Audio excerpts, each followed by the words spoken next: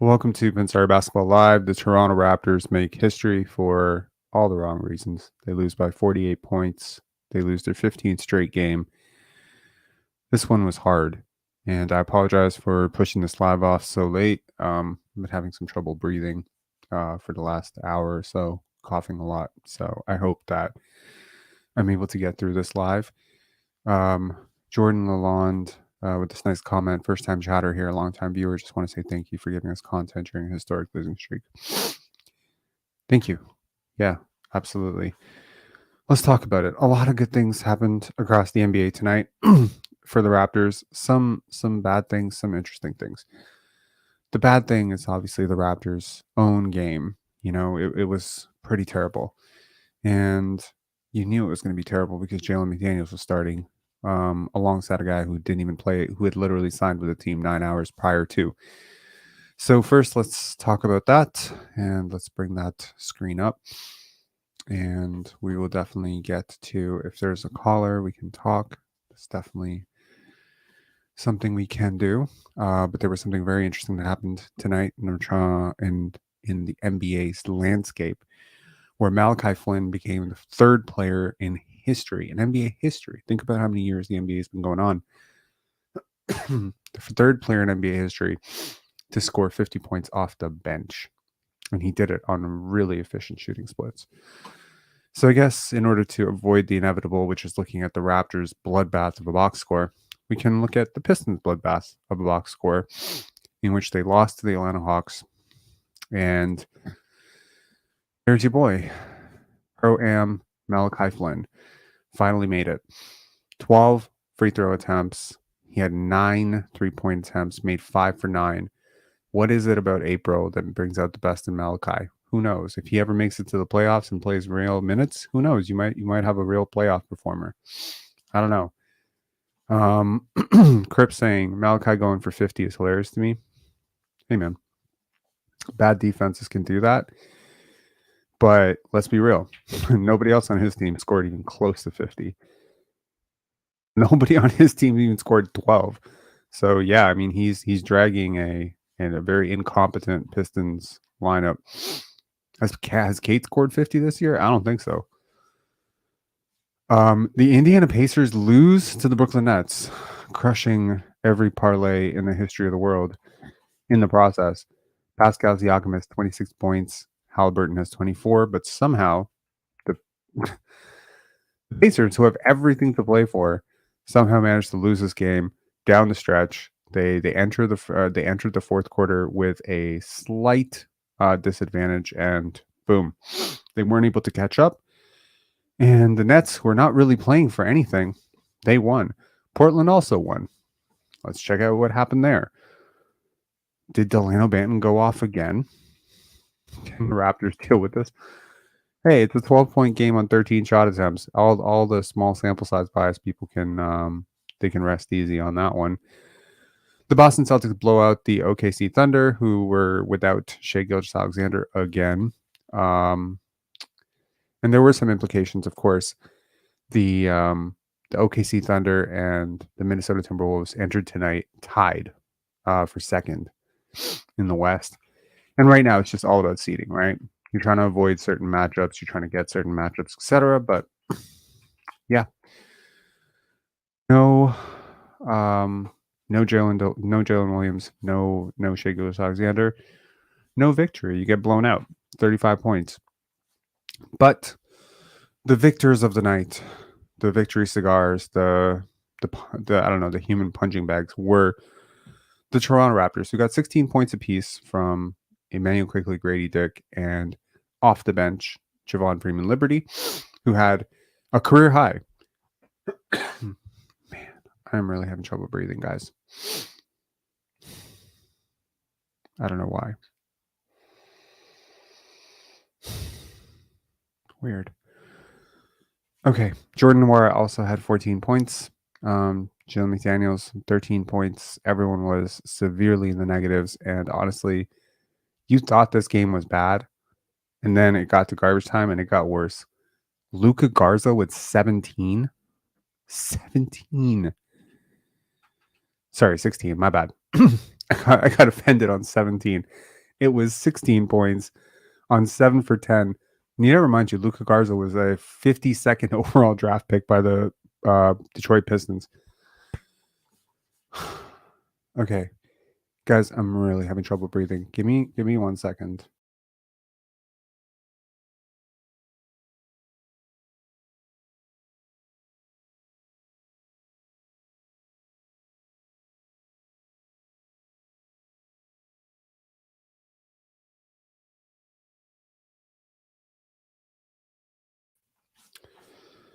William Seal saying, is it because your lungs are clearing from quitting smoking? I have no idea, but I'm having like legit trouble breathing and I'm not really sure why, but I hope it's nothing serious. Yeah. I mean, you know, Dacian Nix, like I really like Dacian Nix. I've always liked him. From he's from Alaska and he played for the G League Ignite when the G League Ignite program was getting going, and Andre in the 416.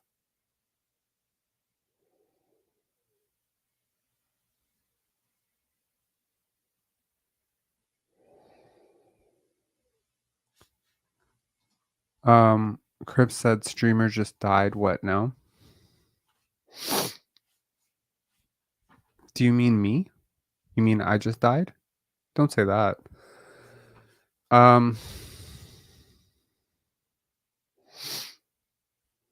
William Seal saying with a huge super chat here saying, thanks Rob for your perseverance these past couple of years, especially the last couple months. You've been great and refreshing voice in the community. First of all, really appreciate that. That's I want to say that's probably our biggest super chat in like over a month. People being generous at a time like this is really huge. So thank you so much for that. Wally Bangs, stop the chat and go get check. I think what will help me, just give me 1 second. You know what I'm doing? I'm gonna rub some Vicks. I'm gonna use like my mom's Eastern European medicine, which is Vicks. I'm just gonna rub some Vicks on my chest. I think it's just congestion from the clearing of the smoking.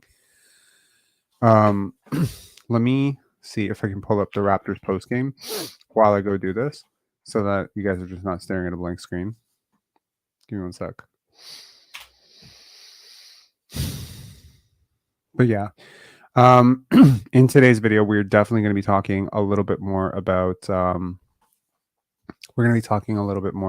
draft, and I have some really interesting. I won't say interesting, but I have some new notes on the draft. I spent most of last night watching draft prospects because I don't know, couldn't sleep like after that game and after the live. I just really wanted to absorb, everything.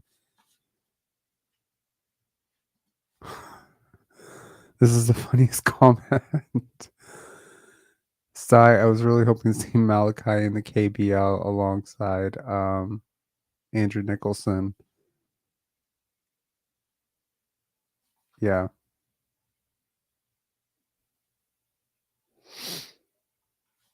That's funny.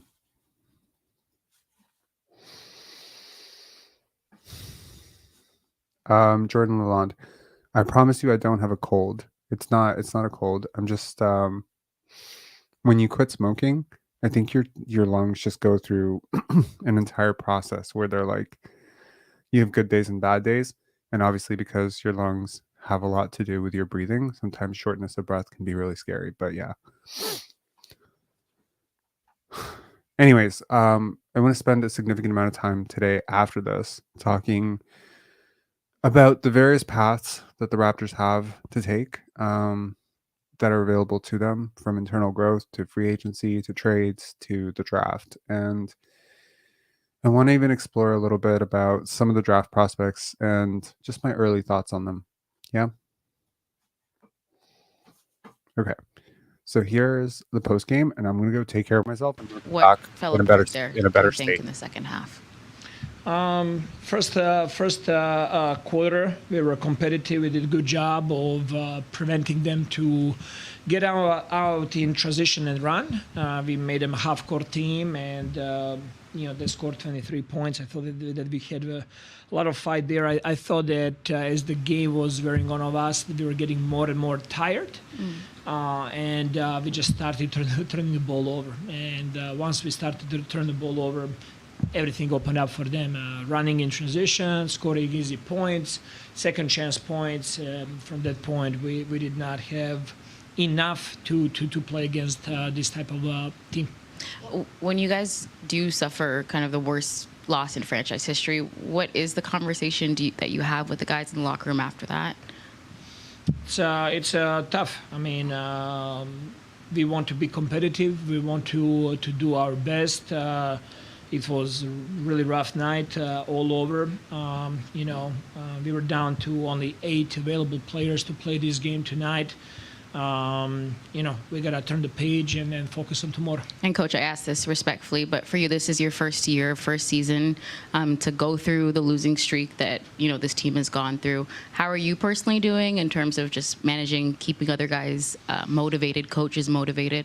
We're close to the end of the regular season. We have some 7-8 games left over here. So we gotta continue working. We gotta continue pounding. It's not the number of times you fall down. It's the number of times that you stand up and continue fighting. And it is what it is right now. But it's every day is new opportunity to stand up and keep fighting. When you look at this team and even signing someone new today and being undermanned and having rookies on the team and new players that joined halfway through the season and injuries and coming back, how do you adjust your expectations with this group so that, I guess, nothing gets diminished or taken away from the effort that they are putting out there? It's really focusing on the small parts of it, looking at combinations of players, what they're doing there, small wins of calling the coverages.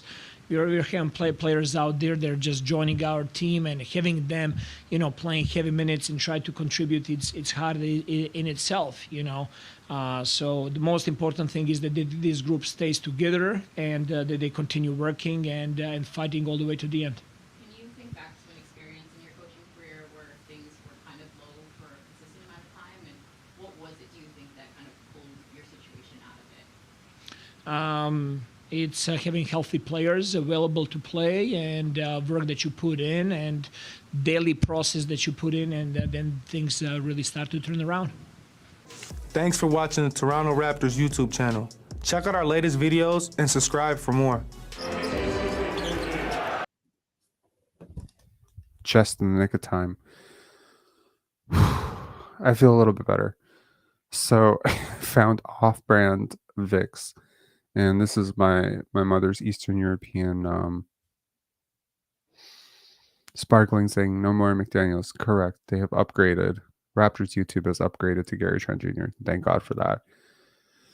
The Raptors were without Gary Trent Jr. today. They were without RJ Barrett. They were without Kelly Olynyk. They were without Scotty Barnes. They were without Jakob Poeltl. They were without Bruce Brown. They were without a chance. Yeah. Could see Scotty having a Halliburton level job next year. Sure. So could I. It's a little bit depressing.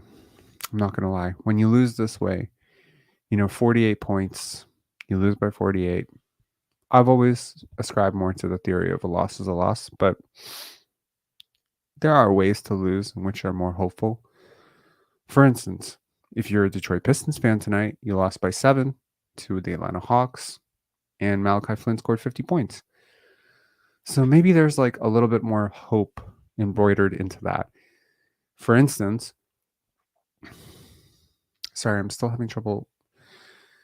I'm just going to be deep breathing a little bit into the microphone, and I apologize. Hopefully it settles down at some point.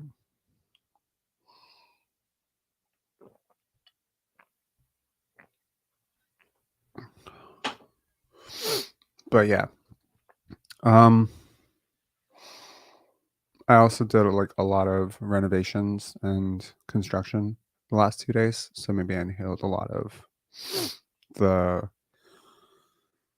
I was working without a mask for a bit today because I'm traumatized from wearing masks due to COVID. And yeah, maybe I should have worn a mask because maybe like I took in a lot of paint fumes or something. I don't know.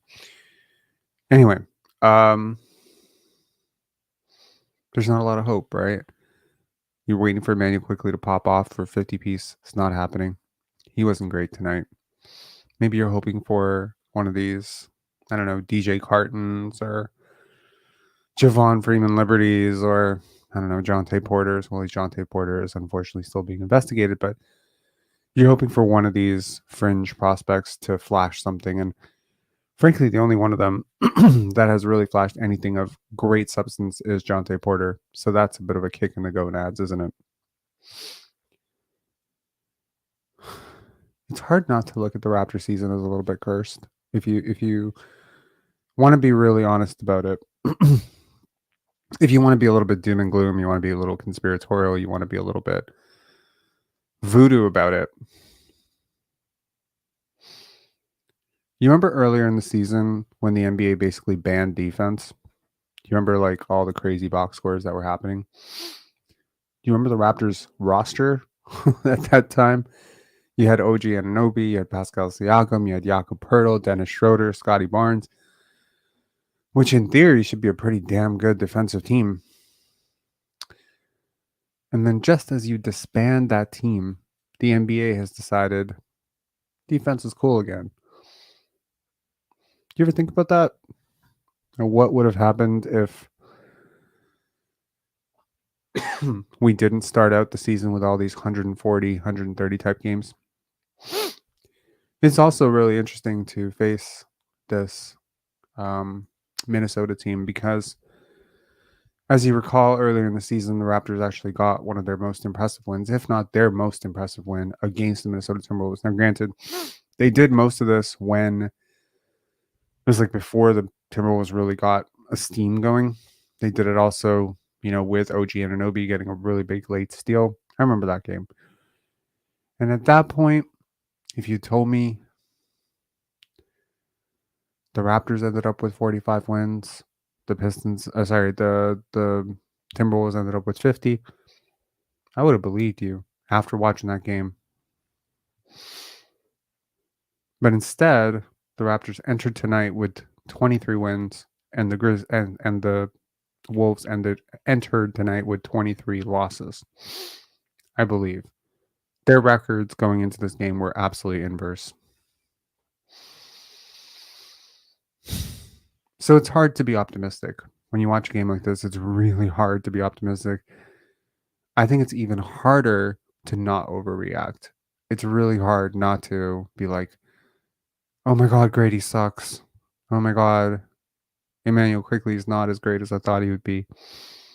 But that's not the reality of the NBA. If you surrounded Tyrese Maxey with like absolutely nothing, he doesn't look that great either. I promise you. Desmond Bane, last year Desmond Bane was going crazy. He was great. All those games without Ja Morant, there was just enough there. There was still Dylan Brooks, there was still Steven Adams, there was still Jaren Jackson. They still had some depth. So he was great. He was still good. There was still enough just to keep that thing afloat. But you start taking some of those pieces out, and suddenly there's not enough. And I feel like right now for the Raptors, there's just not enough. And so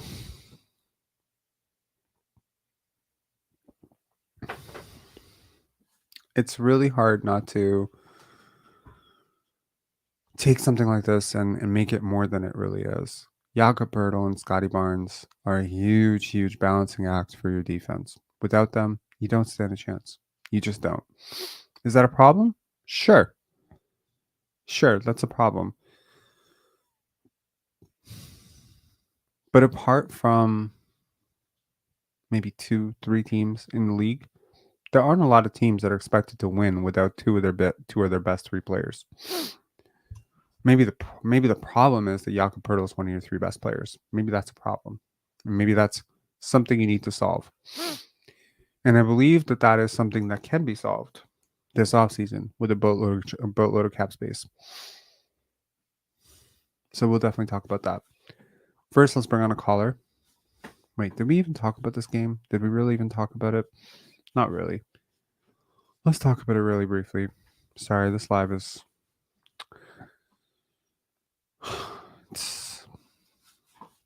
It's tough. Look at that. It was close for a little bit. Like the first quarter, it was like, they're staying in this. But I was like, oh my God. It was like a 4-point game and the Raptors were in it. And I was just like, at some point, this is going to be a 40-point game. And it wouldn't surprise me if it's a 40-point game within 6 minutes from now. And it's just like, you look at the other team, Rudy Gobert, Kyle Anderson, Naz Reid, Anthony Edwards. You're like, my God, I would be running my offense through most of those guys. Like, not Rudy Gobert, obviously, but like, they're just, even with them missing Karl-Anthony Towns and Mike Conley, who are really good players right now, right? Cat would be your franchise player right now, you know. So it's just, it's a really big gap in talent. But hey, they gave up a lot of draft picks to build this roster up the way that they did. I mean, like, even Jaden McDaniels, like, what a piece that is, right? To have that dude, like, both teams had a McDaniels, but they were not equivalent McDaniels. And, you know, in Jalen's defense, he really showed up tonight. Like, he really had, like, something going. He really had this, like, energy and pop to him. And you think to yourself, when you see him do some of the stuff that he does, why not all the time, man? Why not?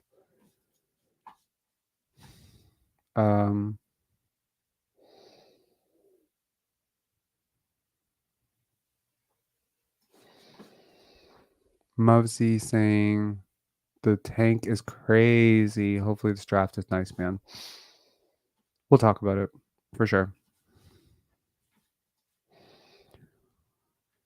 Richard saying Malachi with 50. What the fuck? Yeah, it's one of those nights. Anyways, in terms of team stats, like, I mean, it's just there's not a lot to glean from this game. I can't really tell you anyone stood out as like this was positive. The Raptors, of course, don't give up a ton of paint points for once. You know, usually we're used to this number being in the 60s. It wasn't tonight, but they have 19 assists, and that's not really their game. But of course, it's hard to have more than 19 assists when you shoot 23% from three. I mentioned yesterday the Raptors are the second worst free throw shooting team in the league, and you know, 86% is decent, I guess. Yeah, they did hold a 5-point lead. Congratulations. They end up losing by 48, and that was exactly the moment that the game ended. So you wonder, had this game gone for another 10 minutes, could they have lost by 60? I don't know. Is this really the worst loss in Raptors history? It's up there. It's really up there. I don't think it's the worst. By numbers, it's the worst if you're only looking at the number of points you lost by. But as I've explained before, I don't like to look at the number of points you lost by. I look at more like the percentage of points you lost by, which is to say that in the modern NBA with stat inflation, obviously, if more points are being scored, win margins and loss margins will be larger. Therefore, I think that should be factored in when calling this the worst loss ever. But yeah, it's up there. Okay, let's bring on Marwan. Marwan, what's up? Hey Rob, how's it going? Having difficulties breathing, but yeah, other than that, I'm good. I can see that. I think it's such a grim. The way this live has started has been so grim. And no, it's not your fault. I think it's natural with the situation that we're in. But I just kind of want to switch our focus a bit more optimism. Okay. In terms of the draft and what we can expect. Sure. And I don't know what it is. The way the NBA is, and we all know it's rigged, or at least I think so. I have a really good feeling. Oh, I'm so glad you clarified that. Yeah, Like for me personally, I think I have a really, really strong feeling that the Raptors end up with a top 4 pick this year. You can call me crazy. I Why? personally think What have I feel what have they done to warrant that? Like, I mean, if you think the league is rigged, you've had a scandal with the New York Knicks in which you were allegedly, caught stealing proprietary information, and now you've had a player who's allegedly gambled on his own games and player props, and you are flagrantly tanking in the most obvious tank in the history of the world. If the league is rigged, you're losing this pick. Also, the pick that you'd be losing is going to Golden Boy San Antonio with Victor Wembanyama. So that is if you true. really believe the league is rigged, you're losing this pick 100%. The only thing is, I think the league understands that the draft next year is better, and I don't think they see us as being a much better team next year anyway. That's A.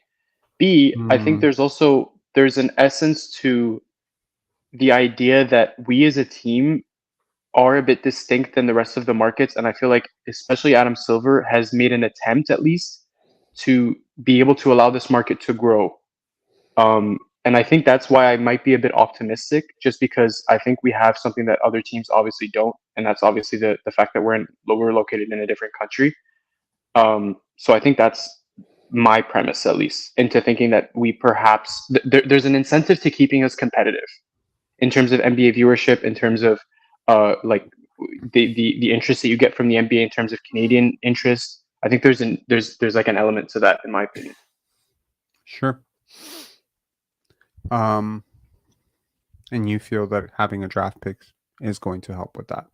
I personally, yes. I mean, I think if you surround Scotty and the core that we have right now with some talent, especially near the upper end of this year's draft, I think you can definitely come away with some sort of a tangible team that you can work with, at least for next year. At least be not, like, you don't have to be. I don't think anyone expects us to be competitive, but like at least to a point where at least you're making the play-in, your games are watchable, the fans are attending, that kind of thing. Fans are attending. Unfortunately. I found it really in my interesting. I found it really interesting that Jack Armstrong was, miffed that not a lot of people showed up for the game in Minnesota. Mm-hmm. Mm-hmm. I mean, to be honest, I think he's been out of the loop for a while now, but he's a little bit out of the loop. Number one, yeah, like, it's the Raptors, bro. Like, first of all, who the hell is showing up to watch the Raptors, like, on the road? Like, the Raptors, maybe, like, the Raptors have had empty pockets too. Like, not quite like tarped off and shit, but like they've had lots of empty seats this year. Mm-hmm. Tons. Mm-hmm. So, and it's gotten worse as the season has progressed as well. But honestly, like I do again. Yeah, 100%. And I just want to focus a bit more on the draft because I've had a lot of. Have you watched a lot of the players in this draft? I have, Great. and I've been looking at a lot of film, and I think I have a good idea over what who I personally like, who I don't like as much. Great. Let's go through it.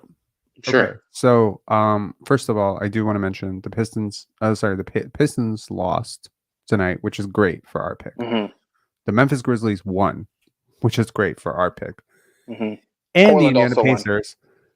Yes, Portland also won, which is great. Which is great for our outside chance. It's not going to happen. Don't see it, but maybe the way things are going.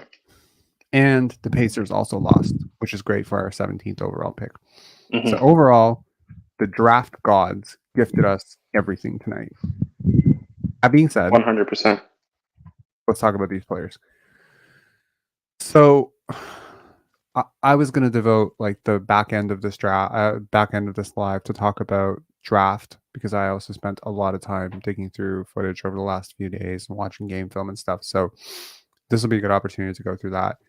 Mm-hmm. And I just don't think the draft is the only way to go. Like, I think there's obviously it's one way, but you can also build through trades. You can build through internal development. You can build through free agency. So, yeah. I guess with you, we can talk about the draft since that seems to be what you want to talk about. And then after you're off, if somebody else wants to talk about free agency, we can talk about that, or I can just talk about free agency and trades myself. So, okay, let's go through the draft. Who do you like? High top end of the draft. Mhm. Personally, So let's go Risa pick by Shea- let's go pick by pick. Sure, So with sure. the top 4 pick that you feel the rigged league is going to gift the Toronto Raptors, who are you really looking at? Give me a few names. If I was the Raptors, if Mhm. Sar is on the board, you take Sar first. Really? In my opinion. Okay. If Sar is not on the board, you take Topic first. Whichever. I mean, assuming like say we have the 3rd pick, and Sar is on the board, you take Sar first. If Sar isn't on the board, you take Topic first. Okay, so my understanding that Alex Sar is number 1 on your draft board.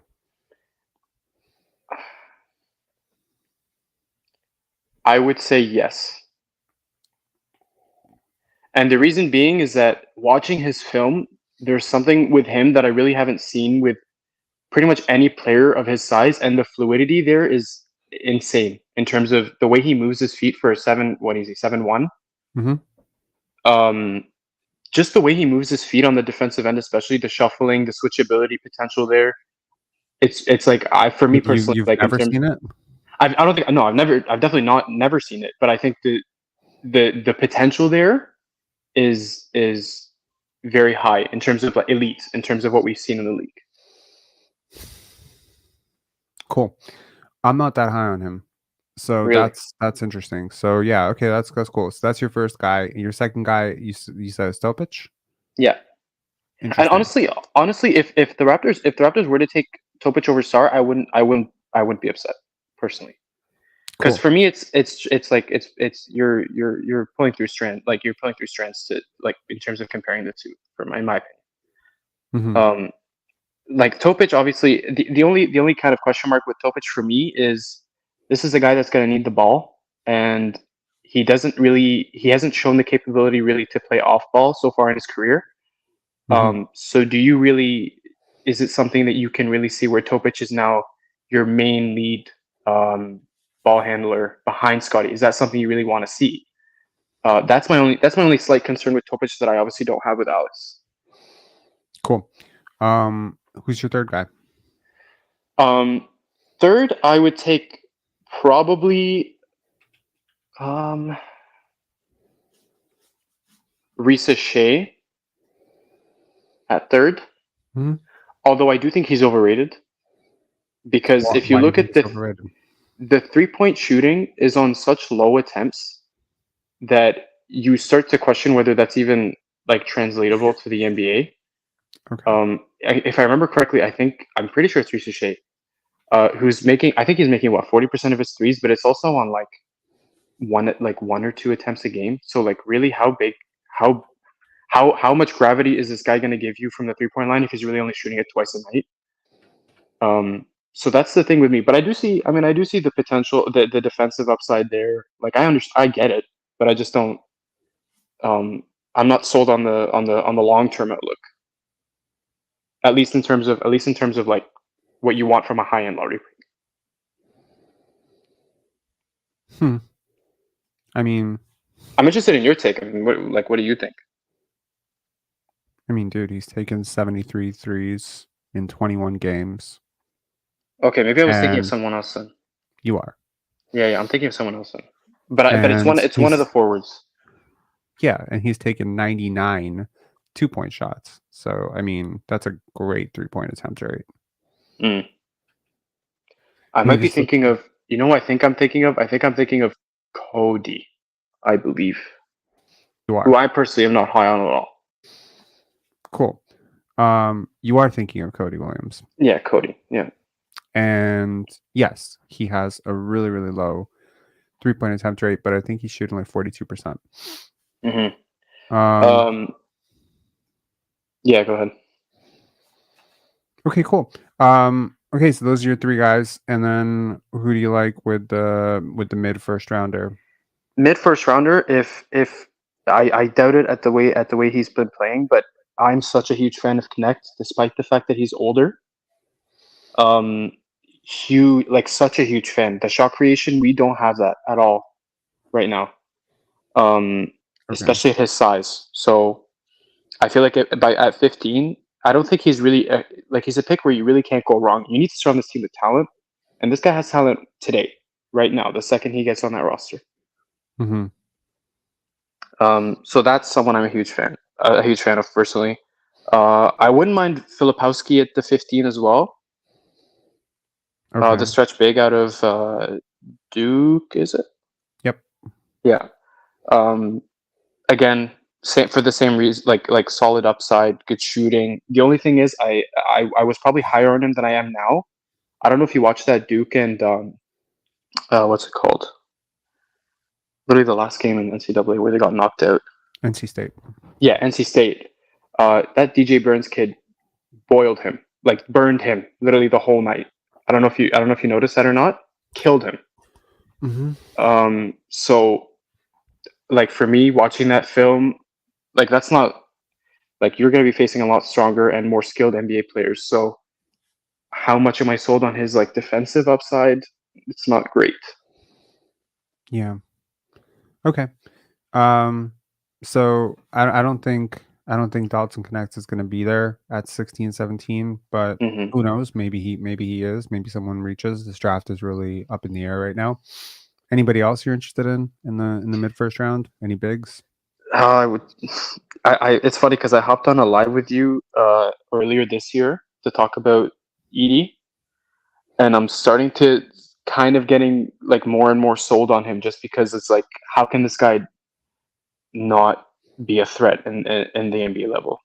Because who can guard him? Like, it's there's so many question marks there. I don't mean to be rude, and I hope you don't take this the wrong way. Literally everything you said so far, I'm like the exact opposite. I'm thinking like everything you're saying in my head. I'm thinking the exact opposite. Really? Like you're low on, other than Dalton Connect, where I'm like, okay, I'd be happy with him, but not like super high. Like I wouldn't go top 6 on him, but like you were saying mid first round. I think that's a pretty good place for him. Other than that, I'm pretty much like the opposite of you. Wow. Yeah. What do you if you had the first, assuming the Raptors got the first pick in a fantasy world, who would you take? So I wouldn't take Alex Sarr, and Okay. I'll tell you why. If a 7'1", super duper switchy, athletic, long, young, big was that good, there would be no debate that he'd be going first overall in this draft. Mm. And there has been plenty of debate. And typically when that happens, it's because people get lazy. People get lazy. They start seeing things. This is not Evan Mobley. I promise you. I watched a lot of Evan Mobley at USC. He is nowhere close to Evan Mobley's like defensive instincts, offensive instincts. Evan Mobley was a different beast. If Evan Mobley was in this draft, he'd be the first overall pick by far. So moving away from Alex Sarr, I see the upside on Topic. I definitely see him. So basically, where do I see these guys in a normal draft? Not this draft. Where do I see them in a normal draft? Alex Sarr would be a 9th overall pick, 8th overall pick in a normal draft. Nikola Topic would probably be a 12th overall pick in a normal draft, but maybe as high as 7th. So 7th to 12th, depending on how you feel about his shooting. If his shooting like is salvageable, and again, this is Darko Rajakovic and this is Nikola Topic. So there might be some synergy there where he knows his coaches and he understands his game a little bit better. What you can't teach is Topic's like aggressiveness and his ability to get into the paint and his athletic potential and his shifty ball handling and his low center of gravity and his ability to just throw defenders off. Like, I don't think this is going to go away. He's been doing it to like really good EuroLeague competition as well. So I think he's like really good. To be fair, that being said, he's not a typical top 3 pick. No, I agree. To be fair, like for me personally, I don't really see it. Like, I'm not concerned about Topic's long-term three-point shooting ability. I think it'll come. You should be. You really? I'm not too concerned personally. But in terms of he has shown absolutely no potential as a shooter, like none. He's shooting what 30? Is it right now? It's around 30. Around 30. He's shooting Yeah. like 28, and this is with defenses backing the hell off of him. Mm. Now, why are they backing off of him? Is because he is such a threat to drive that you're picking your poison. But yeah, like this is not. Do we want a more clogged paint right now? That's the only thing. Like TM saying, is Topic wingspan really 7 feet? I doubt it. I very, very much doubt it. Probably closer to 6'8", but yeah. I will say though, the thing that's a bit concerning about Topic is that the stats that he put up wasn't actually in EuroLeague. It was in the Adriatic League. Correct. The EuroLeague, he only played 2 games. He averaged like 5 points. So to be fair, he Small only did sample. play 2 games and then got injured. But It's a small sample, and early on, people did kind of like talk themselves into him being the best player in this draft, and people have moved away from that now, and people are moving more towards Reece Shea, and I get that. I fully get that. That being said, Reece Shea, it's a project to me. That's the way I see it. There's an element of project, but I think people have a tendency to go like project long wing. Like this guy's a wing, so he's a long wing. Base. Right. Sure. But yeah, I think he's one guy who kind of has that top 5 like dazzle for me in a normal draft. Okay. Are you not sold on Matas? I like him. I like him a lot. But again, he's another, in a normal draft, he'd be like 9 to 14 type of guy. Donovan Clingan, a guy who in a normal draft would probably be 12 to 17, 12 to 20. Stefan Castle. I'm not a fan personally at all. Cool. Yeah, so in a normal draft, I think Stefan Castle is probably like 10 to 15, 10 to 16. Dalton Connect in a normal draft, probably 15 to 22. Ron Holland in a normal draft, anywhere from 7 to 15. Cody Williams, on the other hand, I actually am a little bit higher on. Okay, Really? I am feeling really, really sick. So I'm going to put a pause on this live, if you don't mind. I'm just going to pull myself off. Totally fine. And I'm going to be back in like 3 minutes, but I really need 3 minutes. I'm just feeling really, really sick. And I think, go for it. Yeah. Okay. If you want to stick around, I'll be back in 3 minutes. Okay? I'll stick around. Feel better.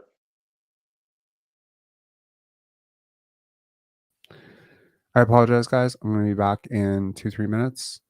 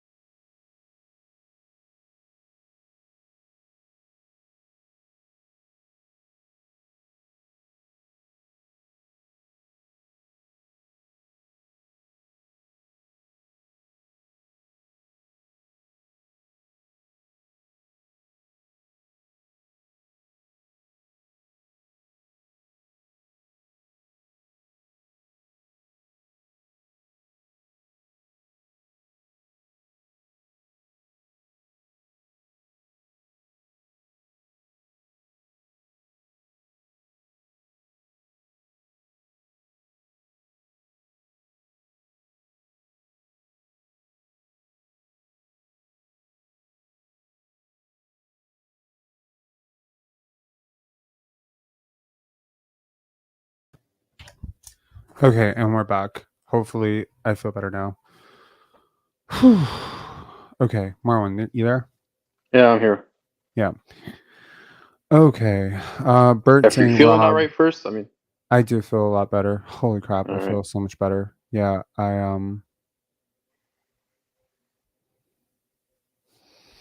She was saying, Rob, look, your face looks gray and damp with perspiration to me. Unless you've changed your lighting, please. I appreciate you so much. Don't worry. I feel so much better now. I feel like all the congestion just went away. That was good. Maybe not all of it, but yeah, anyways. Yeah, so we were talking about Cody Williams. So Cody is interesting. So do you know that as a freshman, he has been much, much better than his brother was? Mm, So I'm not saying that, I mean, they're very different players. Very yeah. different players. But I have this long-standing belief in the small sibling theory. I don't know what it is, but like typically the smaller sibling tends to do really well. Mm, And yeah, I don't know why that is. Like LaMelo Ball. I mean, it's a great example of a smaller sibling doing well.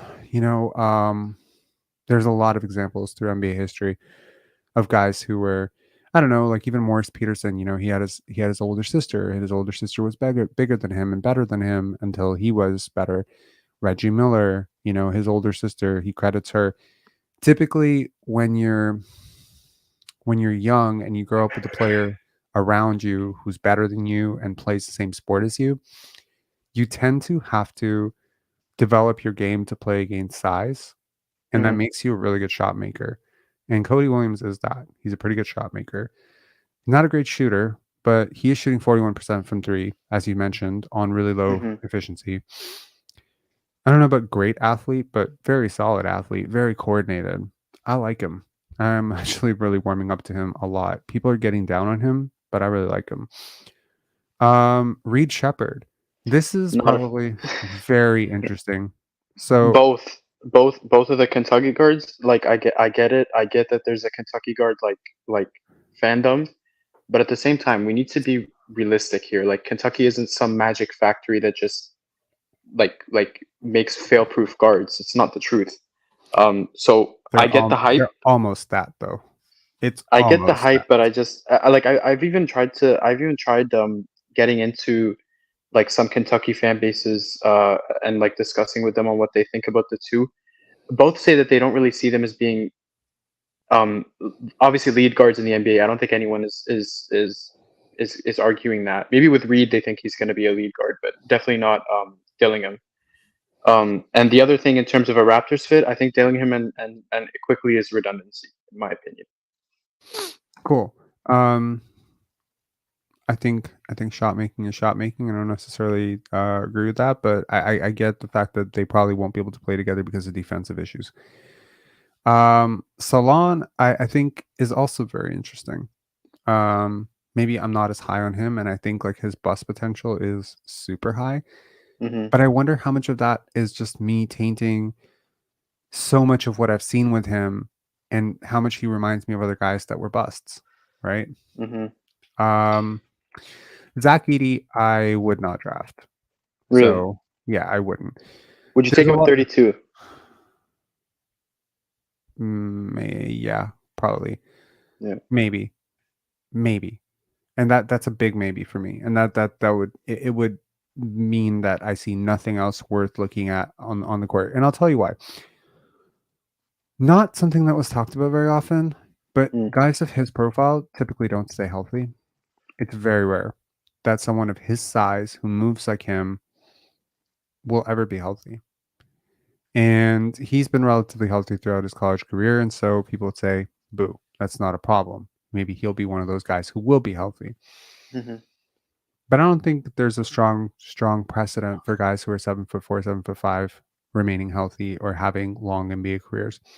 And so, yeah, I think that's part of it for me. I think the other part of it is, you know, how much do I trust his shooting to evolve? How much do I expect the hip mobility and flexibility to evolve past that? Yeah, I don't know if you've noticed. Go ahead. Yeah, I don't know if you've noticed, but like for me at least in the NCAA, his mobility is looking a lot better than it was in the regular season. Yep.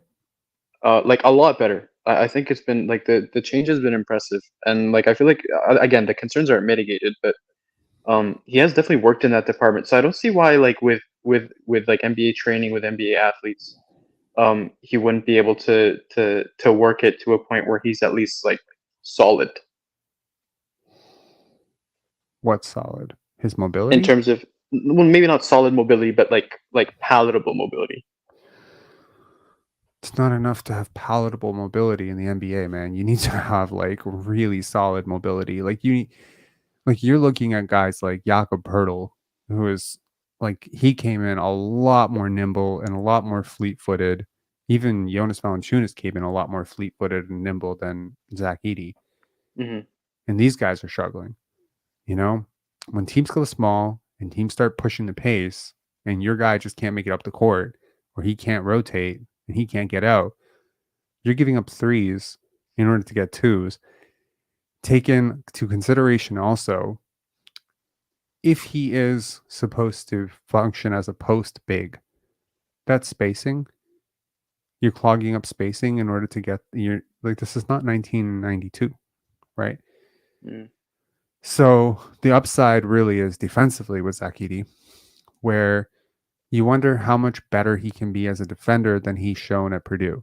And I think with his defense at Purdue, there's a bit of a caveat there where you wonder how much more aggressive would he have been had he not been such a huge focus of their offense.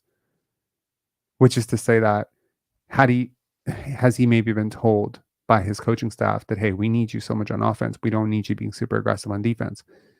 And if you could get him to be more of a defensive big who just sets really incredible screens, rolls hard to the basket for like 10 minutes a game, then I could see it. But not at 17. And definitely not at 6. Jared McCain, I was just walked gonna away ask you. very impressed. I walked Me away too. very impressed with him. Yeah, me too. I wonder if they see him more as a point guard, but I walked away feeling very impressed. Not to mention the character as well. Like I think I already see him and Grady being like best friends. Like just a side note, but yeah, I think that would be good. Use Missy, I haven't seen enough yet, but from Me the footage neither. I watched, I really thought, okay, this is interesting. Isaiah Collier could be a really interesting gamble at that 17th pick or 16th pick if he falls, because he was supposed to go a lot higher than this. Mhm. And I think the USC situation has been a mess. And so you kind of have to look at that and say how much of that is on him and how much of that is, on Bronny and everybody else. How do you feel about Ron Holland? We didn't cover Ron Holland. Was he up there? I didn't see. Yeah, He was. I'm very impressed. Like Mm. I think there's a really, really good case to be made that he should be a top 2 pick in this draft. I would take him over Alex Sarr for sure. Damn.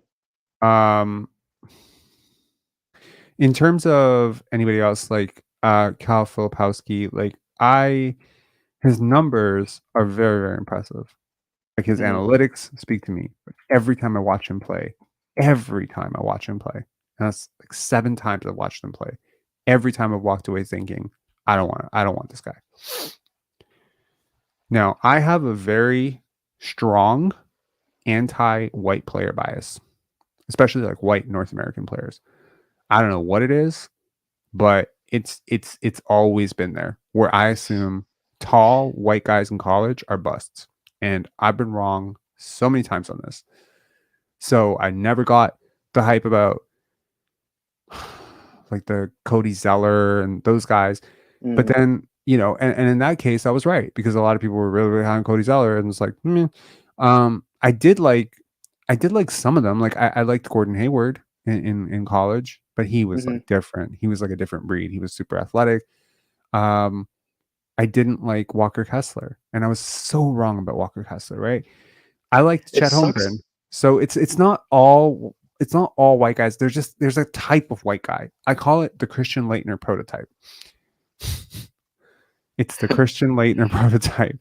And I have a feeling it's because I was an NBA fan around when when Christian Laettner was an NBA player, and I just remember feeling so frustrated at how advantaged he was relative to players that I thought deserved opportunities over him. Tyler Hansbrough is another example. Yeah, like this is a great college player who just didn't make it. The guy who ripped us apart tonight, Luka Garza, he's a white college player who was a dominant college player. There was a guy at Gonzaga, I'm forgetting his name right now, but he is tall. What the fuck's his name? Gonzaga. He didn't get drafted last year, but like he's like 6'11". Who am I thinking of? Chat, help me out. Gonzaga, tall guy, really, really good player, but probably not an NBA player. No, I'm not sure. Man, I gotta figure this out or I'm gonna go crazy. Drew Timme. There we go. Andre, yes, Drew Timme. Sorry, I know his name, but like the name was just slipping. So yeah, so like guys like that. In terms of other guys that could be interesting in the second round, I think there's a lot of interesting two-way prospects and defensive prospects in the second round. But that being said, I'm not seeing like a ton of like potential for you to find a Jeremy Grant and a Draymond Green in this class, So you might have to look for it. And we'll see who stays in the draft as well. Yeah. Also, like Melvin Agensa, like that could be a guy who rises up draft boards. I feel like it'll depend on how people feel about his jumper, but he does have like really interesting defensive upside. So with that, then assuming we keep the exact picks that we're at right now, being 6, 7, or 16, 17, and then 32. Who would you take at each? Like I'm just thinking, like how is our front office really going to go about this? Are they going to target like a 3-and-D right off the bat, or are they going to target like a center? How are they going to go about this? Because I assume they also have plans for free agency. So how does that shape into what they pick and do at the draft? Well, I think with the top 6 pick, I would definitely consider Topic if he's there. I would, because I think that shot creation and downhill gravity, good processing, good passer, paint touches, probably going to be a solid screener as well. Big positional size. These are all things that I value. Plus, I can't help but shake the feeling that he and Scotty are going to get along like really well. Just from what I know about him. The feel for the game is huge as well. Honestly, with all the European players, but especially Topic, I think. Like in terms of what just when I watch I don't think it's for all the European guys. I think that's a bit of a stereotype, like where people assume like all European guys or guys who play in Europe have like excellent feel, and I don't think that they do. But with Topic, like he does have great feel for the game. He has like a great intuitive understanding of angles and how to move through spaces and all that stuff. So I don't know. In terms of like second round guys, like again, I'm a little bit wary when I see a draft this devoid of like star talent, and I see these guys with like incredible physical skills and tools that typically go into the lottery, and then I see them being ranked 31st, like Bobby Quintman, right? I was gonna say actually, if he, I don't think he will be, but if he's available in the second round, I would take him in a heartbeat. But I don't think he will be too. One guy that has really struggled, but I remain somewhat high on, is Baba Miller from FSU. I don't think he's going to come out, but if he does and he goes undrafted, I would look at him hard. He just has like a lot of the Jonte stuff, but he doesn't have the jumper. That's just it. But he has like athletic potential. Like he's got defensive potential. He's got great secondary playmaker stuff. I don't know. I'm also thinking, I wonder if anyone takes a chance on. Guy. Yeah, I wonder if anyone takes a chance on DJ Burns, given the run he's had in March Madness. The size, I get it. Like he doesn't look like an NBA player, but he's barely. The guy's doing. He's barely making it up the court. Yeah, I know. He's a hard watch, to be honest, but He's love been him. cooking, so I love him. I love him. I'm rooting for him so hard. I want him to win, honestly. Like, ever since I saw people taunting him and saying, like, all that stuff, and he's just like, keep talking. I was just like, this guy has my heart and has my full mhm, support. And, if Paige Beckers and UConn can't win, oh, we didn't talk about Donovan Clingan. I think no. Donovan Clingan is a sleeper pick at 6. Really. Yeah. Would you take a center at 6 though? Given the two centers we have on our roster right now, like how much playtime do you expect a center that we draft to get? Really, Well, unless we trade Jakob, or like I don't see it. so the thing with Clingan is, number one, there's going to be a little bit of a boost because of the team he plays on and how successful they've been. So his stock has risen partially because of that. But Catch-22, he's also a really big part of why they're so good. And again, maybe this is an overcorrection on my end because I missed on Walker Kessler, and now I'm like, okay, here's a bigger Walker Kessler. Maybe he's not a bigger Walker Kessler. Maybe he's a super injury prone, not Walker Kessler. But he has decent mobility. He has good touch around the rim. I'm not really sure about the jumper. The injuries too. That's the problem, and at his size as well. Again, 7'3", right? So like, Yeah. But yeah, I mean, I don't. I think he would be probably 9th or 8th on my board. So maybe I don't ever consider him at 6. But these prospect interviews can be really interesting because some guys get flagged, some guys might withdraw. I doubt it. This is a weak draft for any of these guys. They're going to go higher in this draft than they expect to go next year. So Hmm. it doesn't make sense. I'm actually like really. I'm curious if there's someone who we're not expecting to come out who comes out. Who declares? I feel like that's going to happen as well, given how weak this draft is. I think people know they have a better shot this year. So They might, but then also NIL is making it very tempting to stay in college as well, but not nearly as tempting as getting your NBA contract out, because hmm the thing that people need to realize, and I hope most smart agents can direct players into this, as much as NIL has done to incentivize women to stay in the WNBA, for an NBA player, staying in college, like if you're a real NBA player, like real NBA talent, staying in college a year extra is such a disaster and such a stupid move. I can't even express it. you're making more money in the NBA as an NBA player anyway. So Well, unless like, you're Bronny James, in which case you're yeah, making way more money in college. But that's not the point. The point is, let's say Donovan Clingan is a great example. Let's say Donovan Clingan, let's say UConn loses in the Final Four, and let's say he has a change of heart. He can't get a top 5 guarantee, and so he says, "Hey, like I'm probably still suffering a lot of negative publicity. Let me go back to UConn for a year and show that I can be healthy for a year." Okay, great.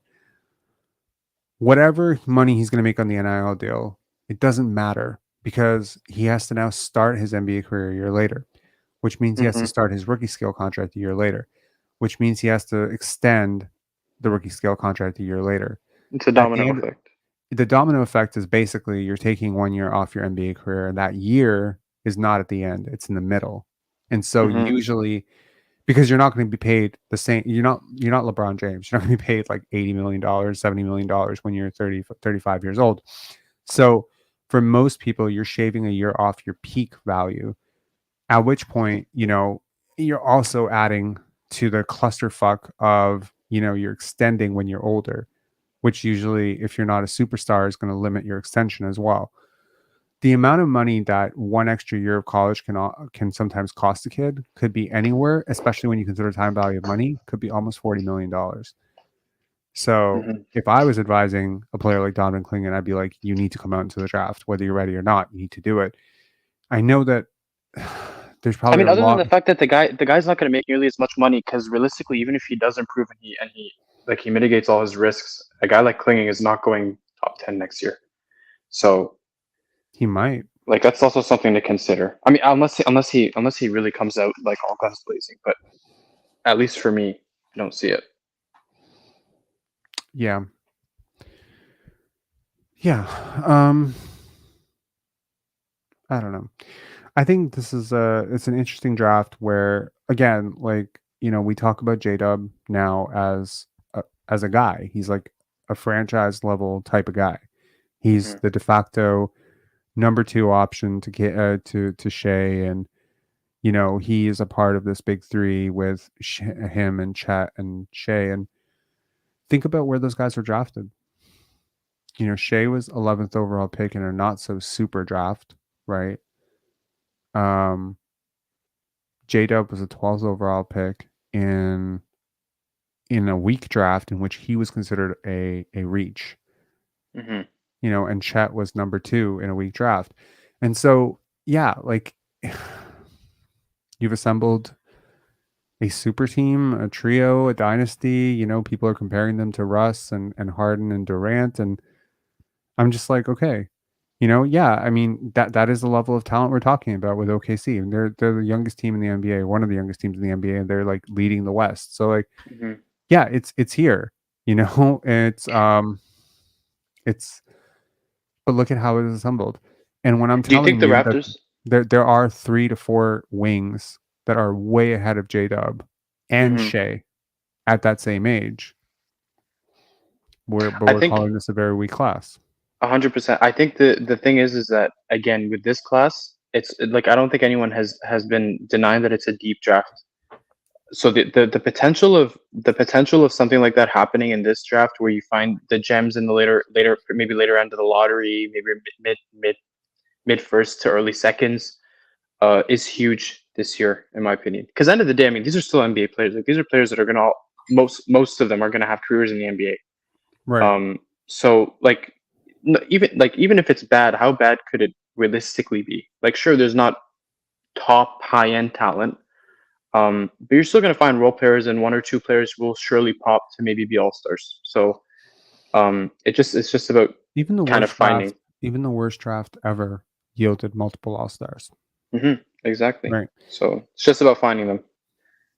Sure. And I mean, but also consider, like, there are tons of players who are great players who are never going to make an all-star team. Like, consider Jamal Murray right now has never made an all-star team. He's a great player. So if I told you 100%. Jamal Murray, let's just say Jamal Murray's in this draft. Like, here's a worthwhile question. Okay. Thought experiment. I don't know how much time you have, but here's a thought experiment. Okay, let's take this. So considering that these are the 5 guys, right here. You remember the 2020-2021 NBA draft? That was the Cade, Scotty. Yeah, Evan Cade, Mobley. Scotty, Mobley. Yep, Suggs. Okay. Where is Zachary Risachet, this version of that prospect? And try to wipe out everything you know about Scotty now. Try to wipe out everything you know about Josh Giddey now. Try to wipe out everything you know about Franz now. Try to wipe out everything you know about, Davion Mitchell and all those guys. Just wipe it out of your head. Just think back to where you were with those guys at the draft. Where is Zachary Risachet going in that draft? He definitely doesn't go anywhere near the top 5. That's for sure. Okay. I think I would still have Giddey over him. I feel like guys like 100% Kuminga would be over him. Okay, cool. So let's just do this. Yeah, I'm just trying to recall the names. Okay, so let's just combine the 2021 draft and the 2024 draft pools. Combine them all. Just think about the players who went top 10. If you need a refresher, use your phone or whatever. Yeah, I'm gonna do that right now, actually. Okay, and we're gonna take the top 10 players on this board, and we'll just rank them from 1 to 20. Just quickly do that. Let's just see how weak this draft class really is. Can you hear me right now, by the way? Yeah, I can. Okay, good, because I'm on another tab. So. Okay. So with the first overall pick, I'm assuming Cade is going 1, right? Back then, yes. I mean, you have to only use the information you have back then. Right. So number 1, Cade Cunningham. Who's going number 2? I think Jalen Green probably still goes number 2. Okay. I would go Mobley number 2 or Scotty. I would go Mobley or Scotty number 2, but cool. Because I was lower on Green. But yeah, okay. Jalen Green number 2. Who goes Mobley number 3? Mobley 3. Now, you have to be really, really honest here. You really would take Scotty, the prospect that you thought No. Scotty was at that time. You would take him over everyone in this draft? No, right? No. Okay. No. I would have taken Suggs at 4. You would have taken Suggs at 4. No. Okay. Would you take Suggs first in this draft? Yes. Holy shit. 100%. Okay. Wow. Okay. Cool. Like, I mean, his tournament run was crazy. The hype when he came into the draft cycle was crazy. I think with that hype in this cycle, 100% would have gone 1. Cool. Okay. Crip saying Suggs looked like a lock. Wasn't to me, but sure. Number 1, okay, K. Number 2, Green. Number 3, Mobley. Number 4, Suggs. Okay. So number 5 at the time, consensus was Scotty. If it wasn't Scotty, it was Kuminga. Who are you taking 5? Is anyone here? Would you consider Sar at 5? Be honest. No. Would you consider Topic at 5? No. I don't think so. Would you consider Bazelis at 5? No. If I don't consider Topic or Sar, I don't think I consider any of the other guys, to be honest. Okay, so you're taking Scotty? Yeah. Okay, cool. Okay, so Scott Wayne Barnes goes number 5. Finally. This is interesting because, I mean, I'm not sure how realistic this is because I feel like a lot of draft analysts would probably take. I don't think Scotty goes number 1 in this draft, according to a lot of draft analysts, the way they felt about Scotty at the time. I think he might be in the same conversation as Alex Sar and Nikola Topic, to be honest. Yeah, like I feel like maybe with Sar you're splitting hairs, but I feel like people aren't as high on Topic as we are, maybe. Sure. Okay, so who's going number 6? Are you taking Josh Giddey over everyone in this draft class, or are you taking Franz, or who are you taking?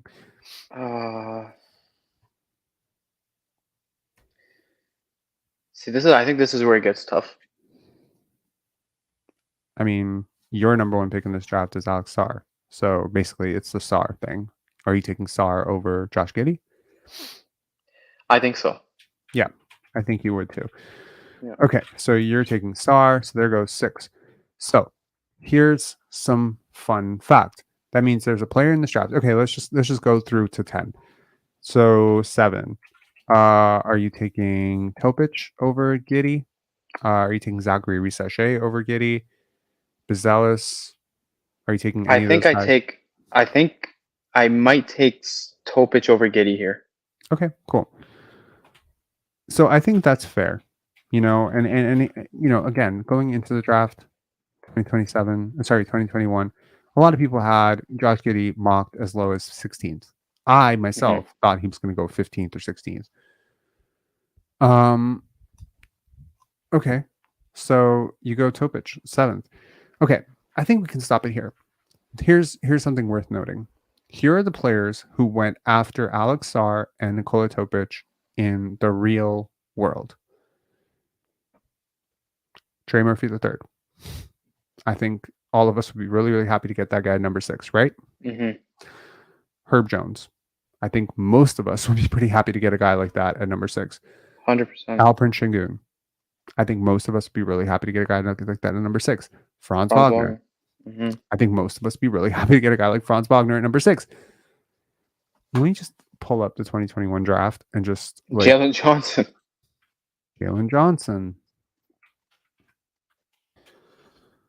So 2021 NBA draft. Okay.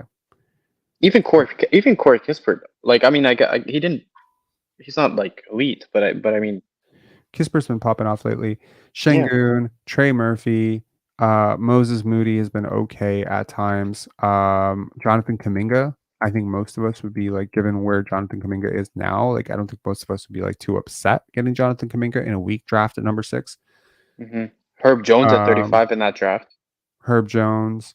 I think most of us would be pretty upset if we got Santi Aldama or Day'Ron Sharpe, but like or Dosomu, although he has been good recently. Ayo? Yeah. Sure. Delano bit. Yeah. I mean, Luka Garza just lit us up. Yeah. So yeah. So I mean, like all things considered, there's like 7 or 8 guys that go after Topic, and Sar in your fantasy world. And I think that's realistic. I think there's a really good chance that Sar maybe does go 6, 7, 8 in that draft. I think he'd be in consideration. I don't know if he necessarily goes 6, but I will say though that the 21 draft, like the 21 draft was a strong draft. Like that was a good draft in my opinion. Like I don't think it was an average draft. I think that draft was, like, even going into it was an above average draft. So I wonder how much how that plays into it as well. Like if you look at the average draft, would Topic then be top 5 maybe? I don't. Okay, so here's 2022, right?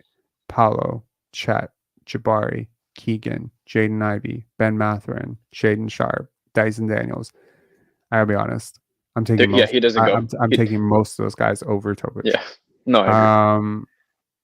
You know, Jalen Williams, Jalen Duren, you know, Mark Williams, AJ Griffin, who I remain very high on to this day. Christian Brown, Walker Kessler, Nikola Jovic, Peyton Watson, Christian Koloko, Jay Will, you know,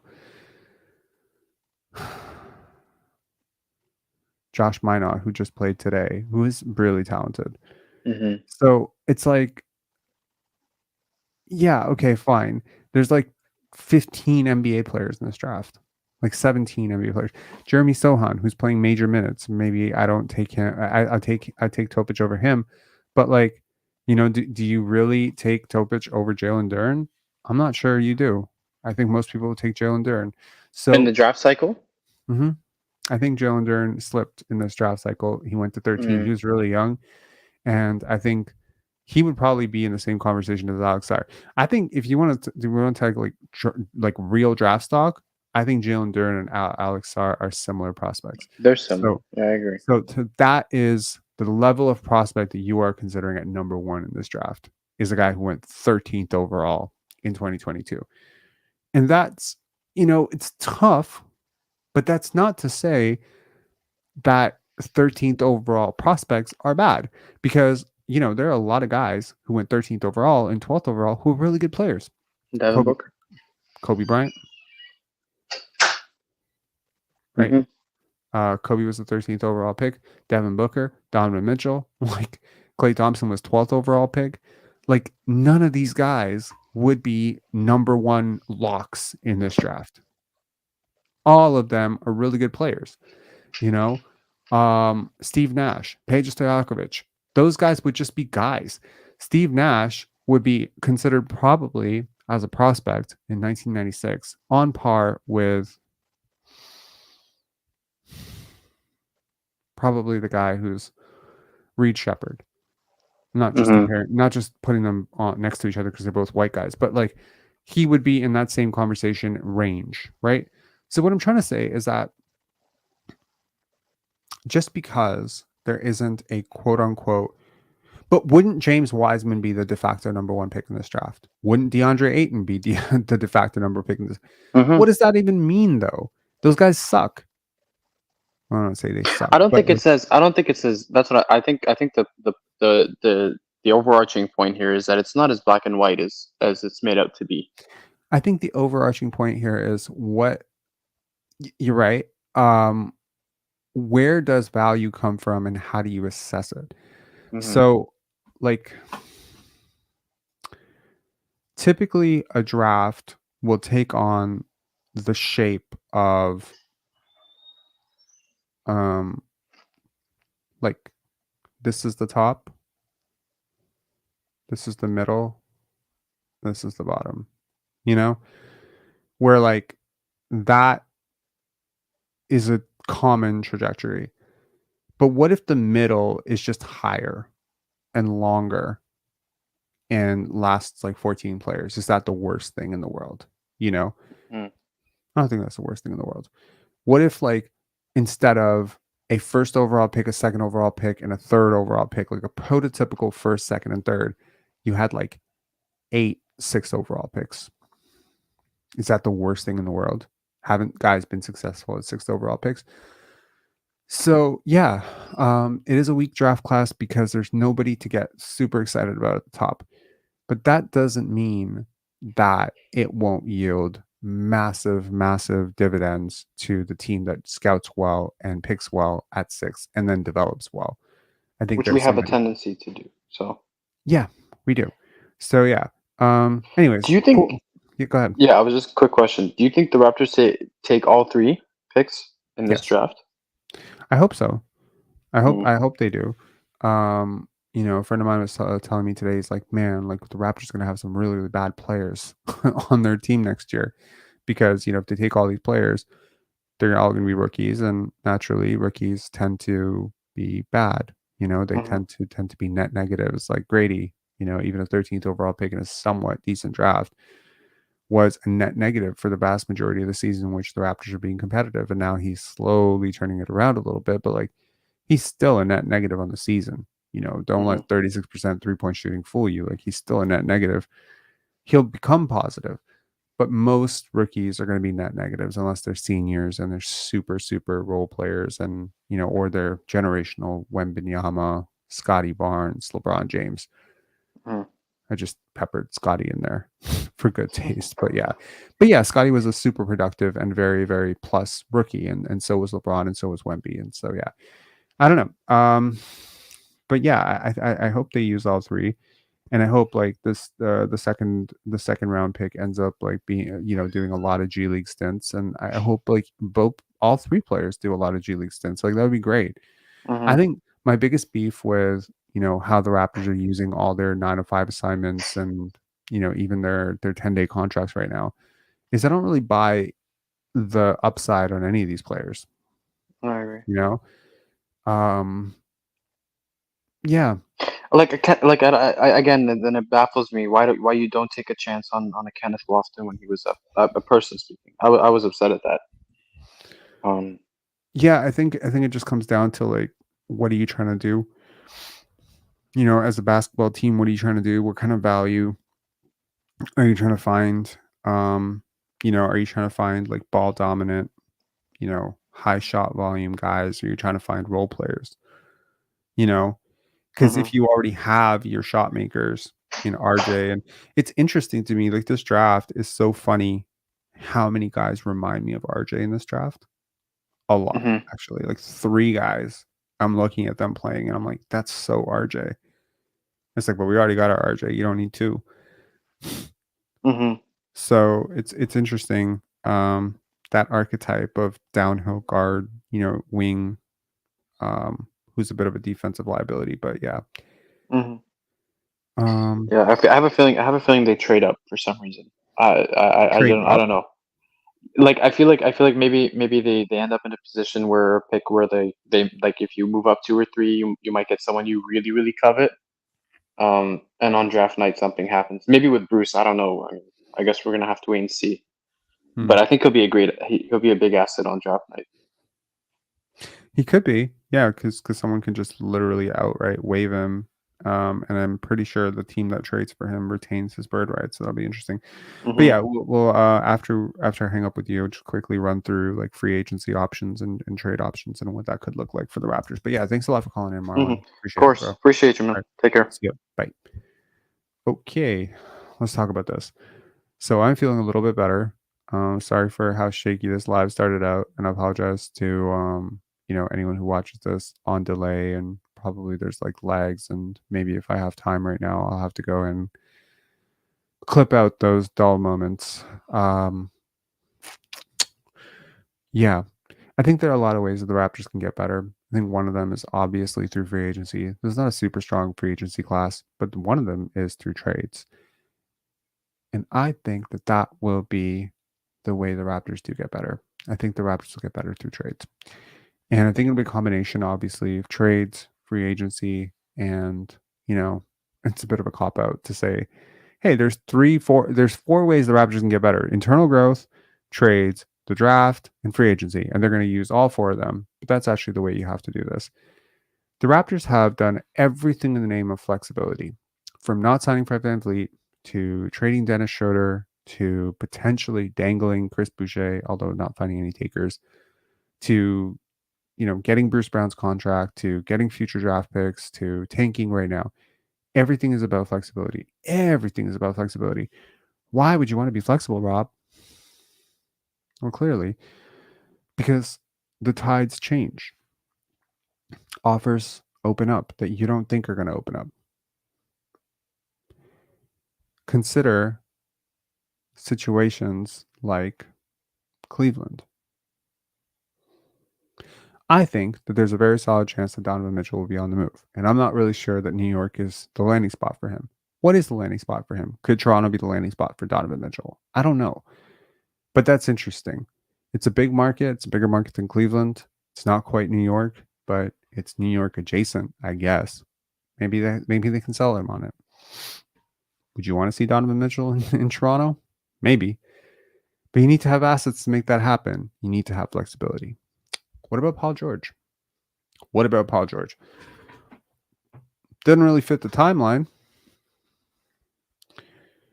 But man, does he fit what you need as a player.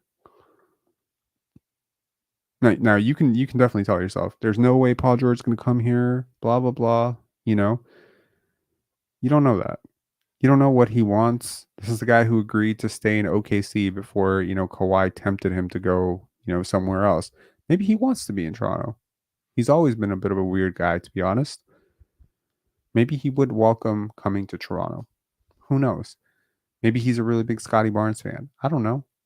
Maybe he loves playing with Emmanuel quickly. I have no idea. But he definitely fits what you need. He may not be some spring chicken, but he definitely fits. Rank Scrub. Thanks a lot for the super chat, man. I can see the Raptors being forced to trade their 32nd pick for a mid-20s pick to get Edey. I don't think Edey will be available as a second rounder. Wow. Dude, trading assets, extra assets to move up for Edey. This will be very flagrant for me, and we'll get like a very bad draft grade. Look, I'm not going to take a. One of the things, yeah, this is it. This right here, Lauri Markkanen, the ace. The player that fits everything you need: a stretch big, decent-ish defender, good shooter, someone to pair next to Scotty. This is the guy. What do you need to get Lauri Markkanen? Maybe you need Danny Ainge to be really interested in a guy who's available at 6. You can trade that draft pick and Bruce Brown and get Lauri Markkanen. Boom. Now you're set. You can build this up so fast. You can make this work so fast, or you can slow play it. You can super slow play it. The Raptors can go one of 100 different ways. And you know what? If you had signed Fred and you had kept Pascal and OG, you could not go one of 100 ways. You could only go one way of one way. And you might say that flexibility is a little bit overrated if you keep doing the wrong things. But I think flexibility needs to be valued for its own sake. Flexibility for flexibility's sake. Flexibility in and of itself is a good thing. Having the option to change course when things change, not being locked into albatross contracts, etc. Once in a while, the right thing leads to the wrong outcome, like for instance, right?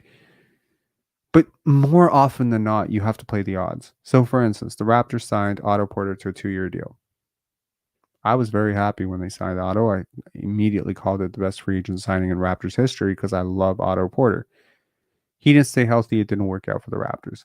But guess what? It was a 2-year contract. Same thing with Jalen McDaniels. I was a little bit intrigued when we signed him. I loved watching him in preseason. I was very excited. But now he's an expiring contract after a year in which he did not work out. That's flexibility. Those are 2-year contracts. Dennis Schroeder. A lot of people were really excited when the Raptors signed Dennis Schroeder. I was not one of them. The Raptors moved off that contract because it was flexible. It was a 2-year contract. These movable assets, you might say, oh my God, this is, it's a bad player. But it's a bad player on a movable contract. It's not like Tobias Harris, where you get locked into, a starter who's not quite fitting your core. I mean, think about how difficult it was for the Sixers to compete with Joel Embiid because of that contract that you had with Tobias Harris. Think about, for instance, the Chris Middleton contract or even Damian Lillard's contract in Milwaukee right now, and how much that's hamstringing them in terms of building a competitive core around Giannis. You have to value flexibility for flexibility's sake, because opportunities change, opportunities come up. And right now, the Raptors have maximum flexibility, which means that, let's say next week, we get a report that, given everything that's happening, with the Clippers, that Paul George has decided to move on, and he's looking for free agent destinations. You are now one of free agent destination teams that is able to actually woo that guy. Let's say, something takes place where, I don't know, the New Orleans Pelicans, they can't afford their core. They really, really need to move off of, Herb Jones or, Trey Murphy III, because they can't afford to keep that core together. Well, guess what? Now the Raptors have, flexibility to absorb contracts. And maybe they're one of 6 teams or 5 teams that can do that. But if you don't have it, you're not one of those 5 teams. It's the same thing with cap space. It's the same thing with future assets. It's the same thing with that Indiana pick. All of these things are entering you into conversations to potentially seize opportunities that are not even opportunities yet. They're hypotheticals. If those opportunities ever come up and you seize them, people will call you geniuses. If those opportunities do come up and you don't seize them, people will call you complacent. If those opportunities don't come up, then people will just call you stupid. However, being prepared for an opportunity that does not come does not make you stupid. Do you get what I'm saying?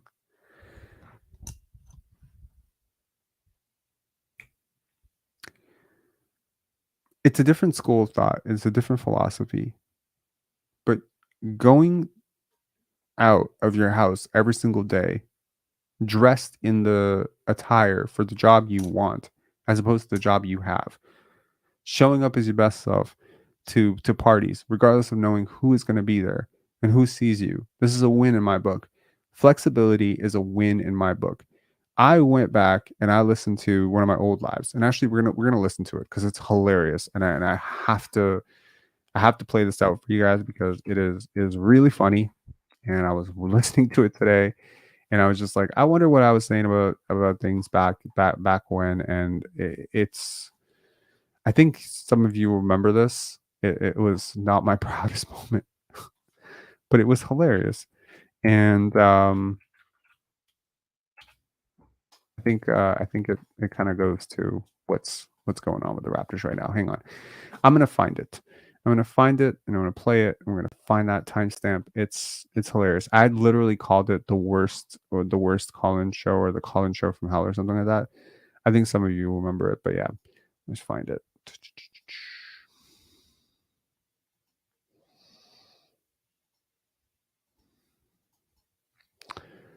Okay, hang on.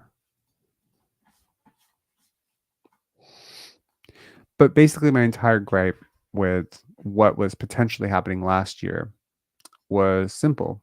I genuinely felt that the Raptors were able to hamstring themselves into a lack of flexibility that was going to cripple their ability to shift course if things changed, right? And again, I'm personally someone who's always valued flexibility. Which is why I saved a ton of money when I was younger. Why did I save a ton of money? I saved a ton of money because I never knew when opportunities were going to present themselves. Opportunities present themselves in real estate investments, stocks that decline, currencies, crypto, etc. All of these are opportunities, and opportunities you cannot predict. You can just be prepared for an opportunity. The Raptors right now are prepared for every opportunity. And if an opportunity does not present itself or an opportunity does not work out, people will naturally call them stupid. But I don't think that this is why I have been pro Raptors the last few months. Is because I see that they are ramping up to be flexible. And flexibility is a good thing. I think it's a really good thing. Hang on. Okay. I have gone to the depths of the world. Okay, let's get to this. Where is it? Where is it? Where is it? There we go. Got it.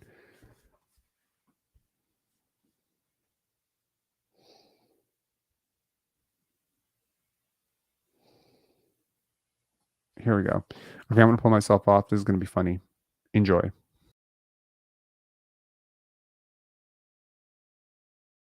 He's a good hooper. The guy can hoop. He plays hard defense. He's a leader on defense. Absolutely. He's a leader of the team. Mm-hmm. We come from the same country. You know.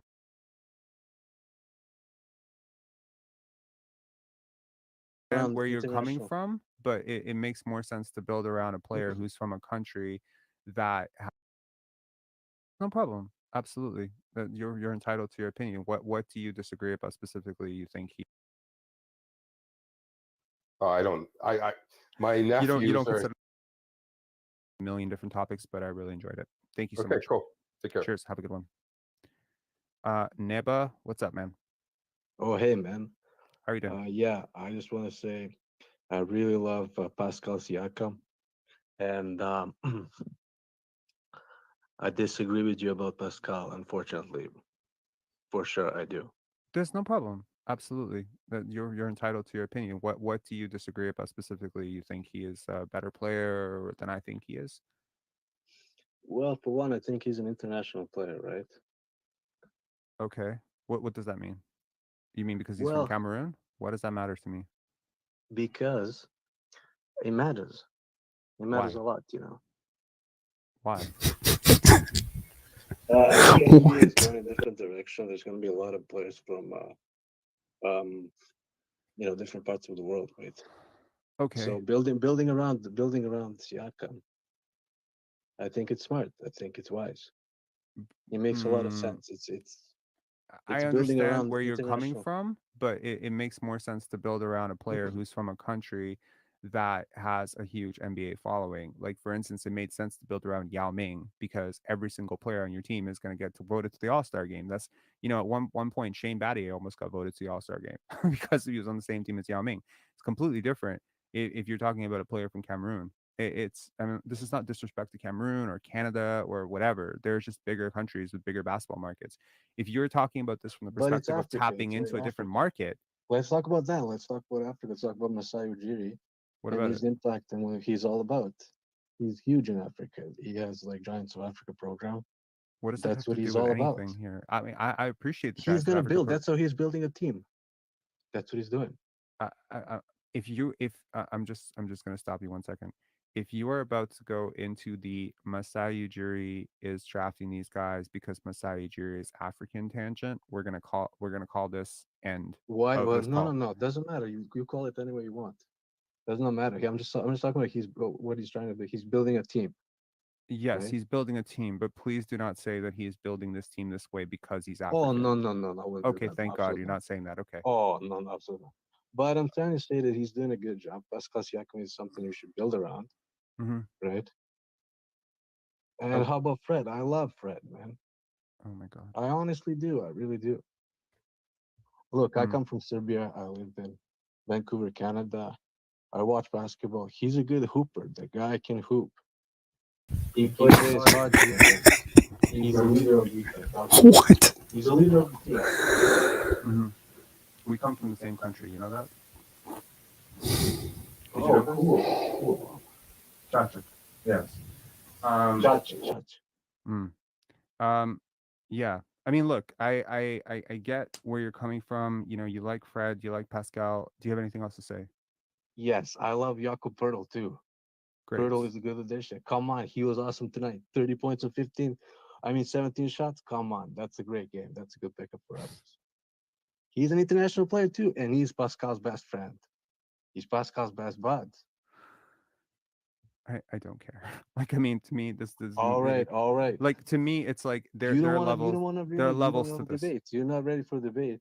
You're just telling me That's- you like a guy, and I'm telling you I don't like the guy. This is not a debate. This is like this You is like don't want to debate. grade You school don't want to debate. listen to this. You don't want to hear me out. You're not hearing it. You're not. What am I supposed to hear out, man? You like Jakob You want because to he's had fire. third. You want to fire Masai, and you want to get rid of Nick Nurse, and you want to trade Pascal and Fred. Do you Come remember, on, man. do you remember me saying in the last call that I hate gaslighting? When have I ever said I want us to fire Masai? Have you ever heard me say That's that? what it sounds like. That's what it sounds like. Honestly. See, this is the problem. When you process things from your brain, you have to accept the limits of your brain. If I listen to somebody talk about neuroscience because I'm not a neuroscience major, and I listen to someone talk about neuroscience and I'm like, this sounds like gibberish. No, it sounds like gibberish to my brain. And what I'm saying sounds like I want Masai fired to your Why are you brain. talking about this? No, I don't understand.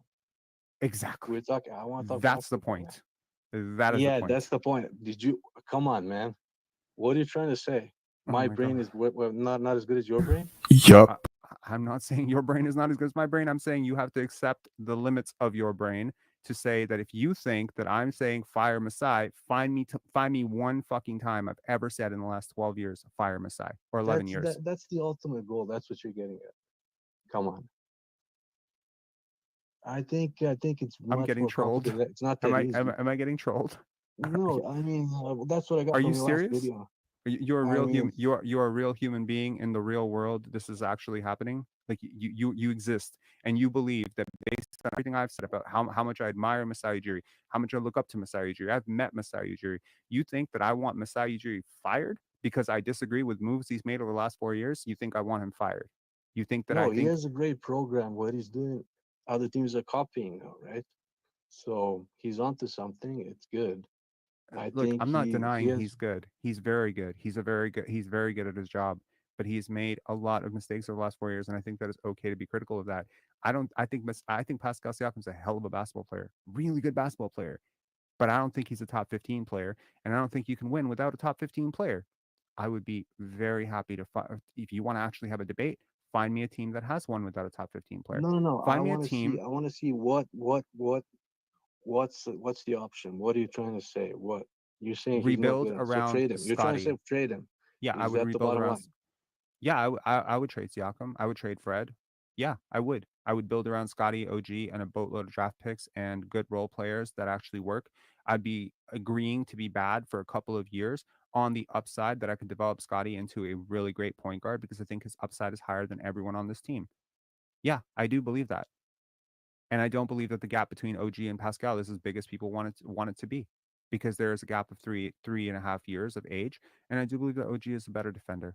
And I do believe that OG is the type of guy that you can actually build around because he's very portable, because he shoots threes. And Siakam doesn't shoot enough threes. I also think that Fred VanVleet and Pascal Siakam and Jakob Poeltl will be very different players post 30 than they are pre 30. But of course, all three will be eligible for contracts to take them right through 32. And I don't believe that the same player at 29 that you're saying is a really good player is going to be the same player at 32 when maybe we're talking about, oh my God, this person sucked for the last 2 years. No, I think Jakob Poeltl is a really good player. Way too much.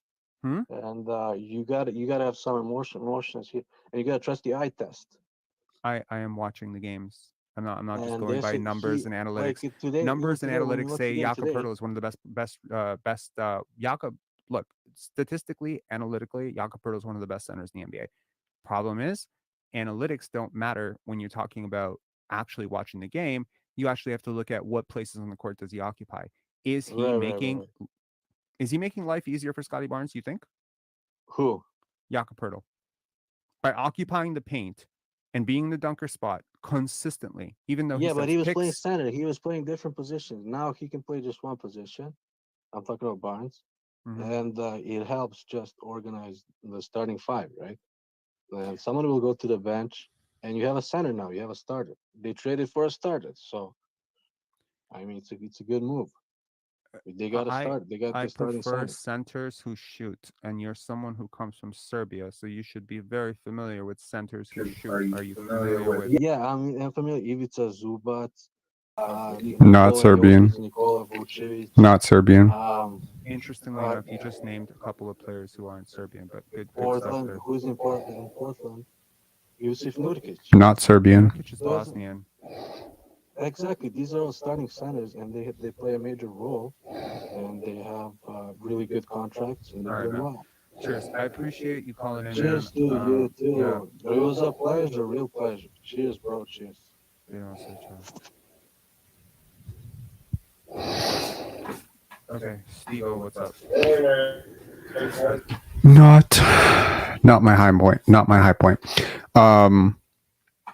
And I will share with you probably the best intro in channel history because I'm feeling a little nostalgic at 3 a.m. Where is it? Where is it? Where is it?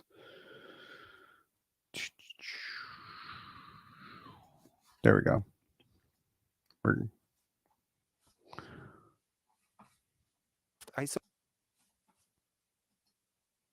Step into Wix Studio, the web creation platform built for agencies. So you want to invest in the U.S. stock market, but you don't know where to shut start. up. Right now, I hate ads. released in All right, listen, Rob. Nobody wants to hear your rant about the Raptors offense right now because we just lost to the Sixers and Tyrese Maxey looked like prime Kobe Bryant and Joel Embiid didn't even play. And our starting point guard couldn't score and Scotty Barnes was on the bench for what felt like 3 hours. And this is just not the right time for a 50-minute rant about the Raptors offense. And let's be honest, every single time you make any sort of mention of Pascal Siakam, you lose 50 subscribers. And you're on a roll with really positive videos right now. I mean, you made 2 really positive videos about Scotty Barnes and Christian Koloko, and no one was really hating on those, and your subscribers grew a lot. And you should keep doing that because nobody wants to hear negative things about a team that they follow. Nobody, no matter how open-minded they are, nobody really wants the truth. I mean, that's just stupid, right? And you've been telling people for a really long time that you're a pretty smart guy, and you named your basketball channel Pensare Basketball, which effectively in Italian means to think.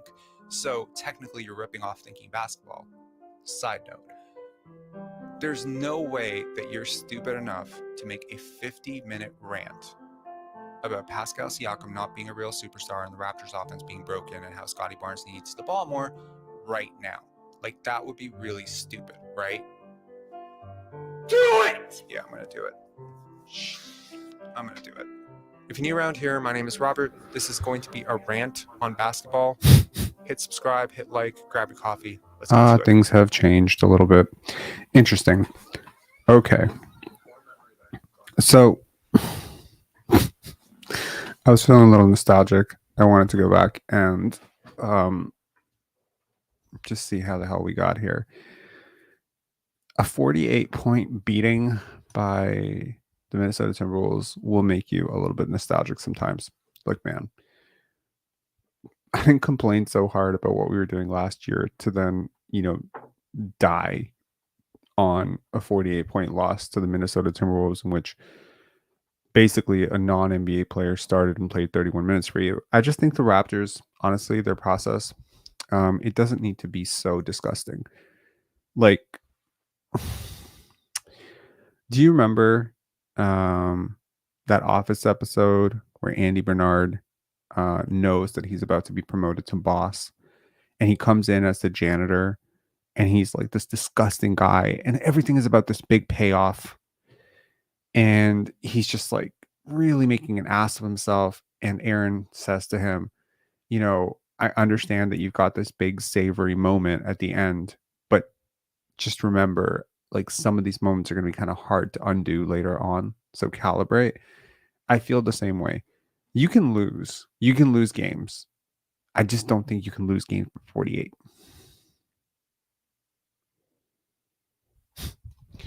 Bert says, the Raptors are in the toilet when Rob is taking us down podcast memory lane. Maybe. I gotta say, I'm not nearly as blinded by the Raptors front office as I used to be. I'm not nearly as enamored with their track record. I'm not nearly as gung-ho, blindly following every move they make as, oh, this is perfect. But this is one of the few front offices that had the foresight to pick Scotty Barnes over Jalen Suggs. I think that's worth saying. I do believe that they've made really good moves in the draft, and I trust that they will continue to be above average in this regard.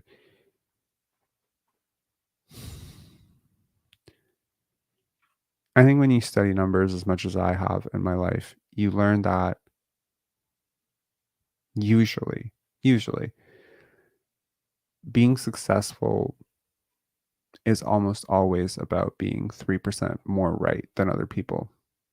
3% better, 2% better. The problem is that, let me give you an example. Let's use sports betting as an example. Let's say you could be 3% more accurate than the betting odds, right, of the average person. Maybe 5%. Maybe it's a small enough, thing, 5%. Maybe one day 5% doesn't really show up. But over a year, being 5% more accurate than an average person is going to take you very, very far in sports betting. Now, most people are never going to be 5% more accurate than the average person. You'd have to have some insider knowledge. You'd have to be phenomenally lucky, or, maybe you just are really good at it. I think most people would agree that, the odds are the house always wins in the end. But it's the same thing with investing. The average person who starts day trading is going to underperform the S&P 500. You'd be much better off not devoting that time and just buying an index fund and just tracking the S&P 500. That's probably, again, in a vacuum, in a moment, you might look like a winner. In a moment, you might look like a really big loser.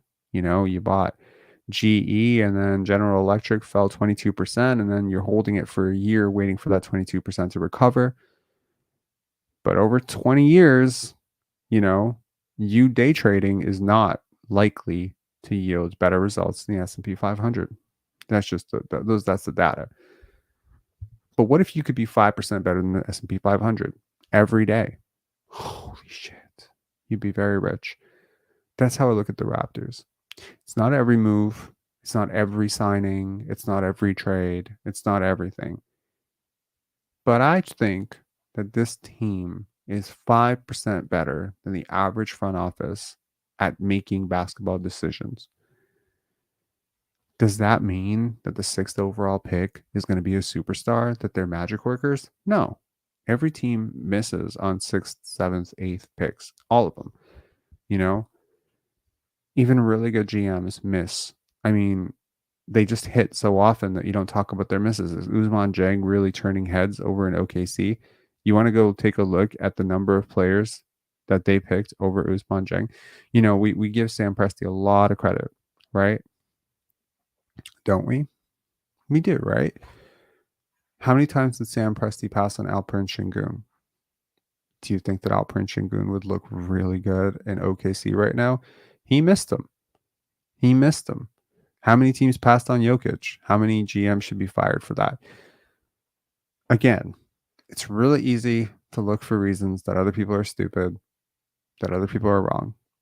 Nobody is 100% stupid. No one is 100% smart.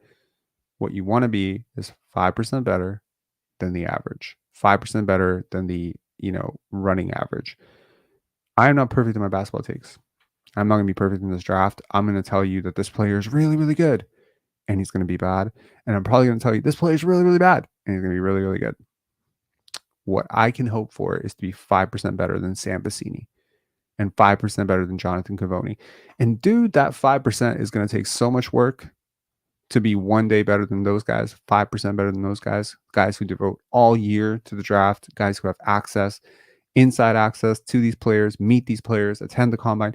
To be 5% better than those guys is going to take some phenomenal work. To even be 1% better than those guys is going to take phenomenal work. But that's what you actually have to aim for, right?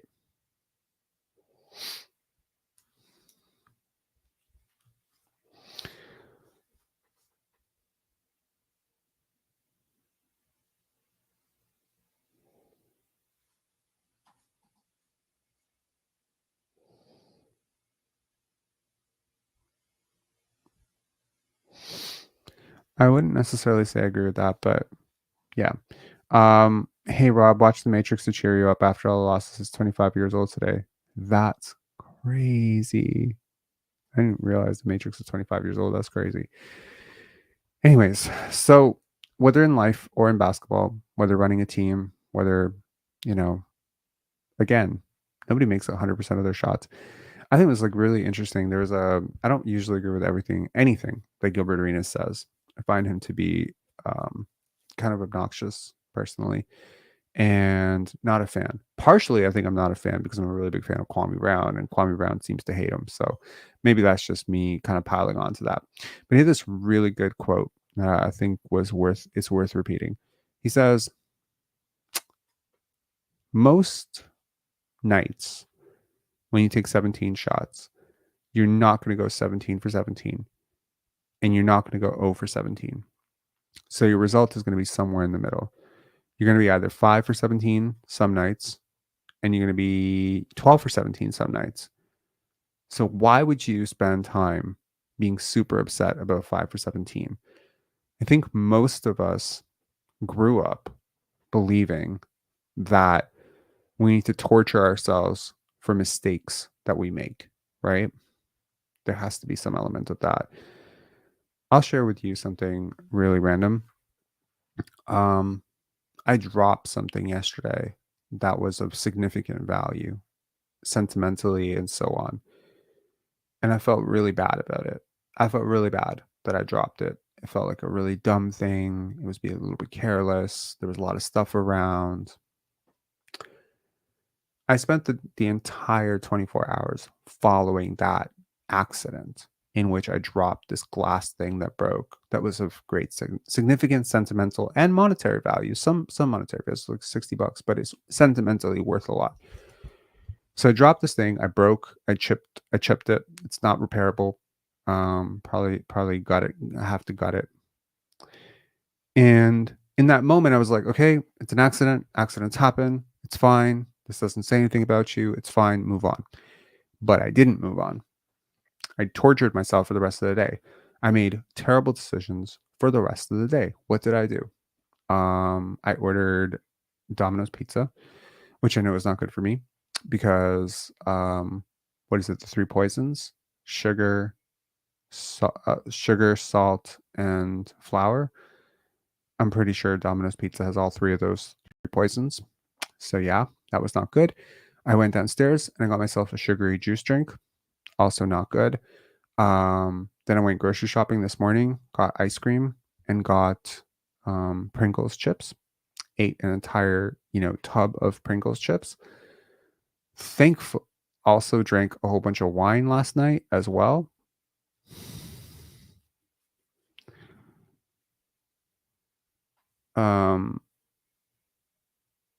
So I spent the entire day doing all these things that are terrible for me because I felt bad about something that I did.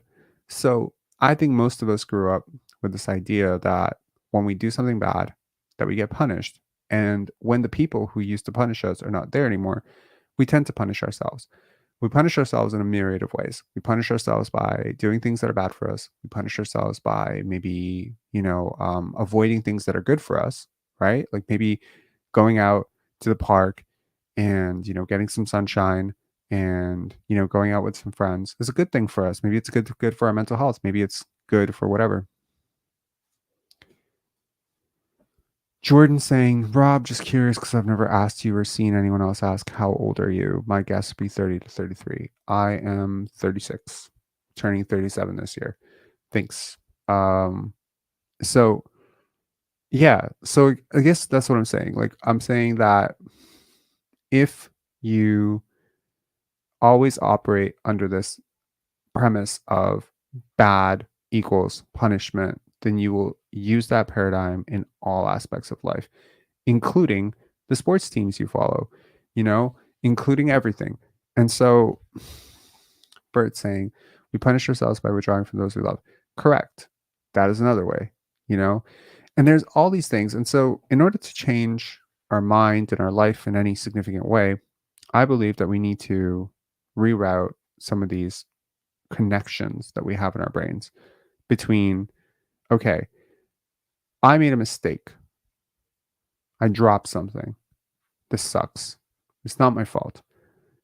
But how can I now redirect my brain instead of going into self-sabotage mode, do something good for myself?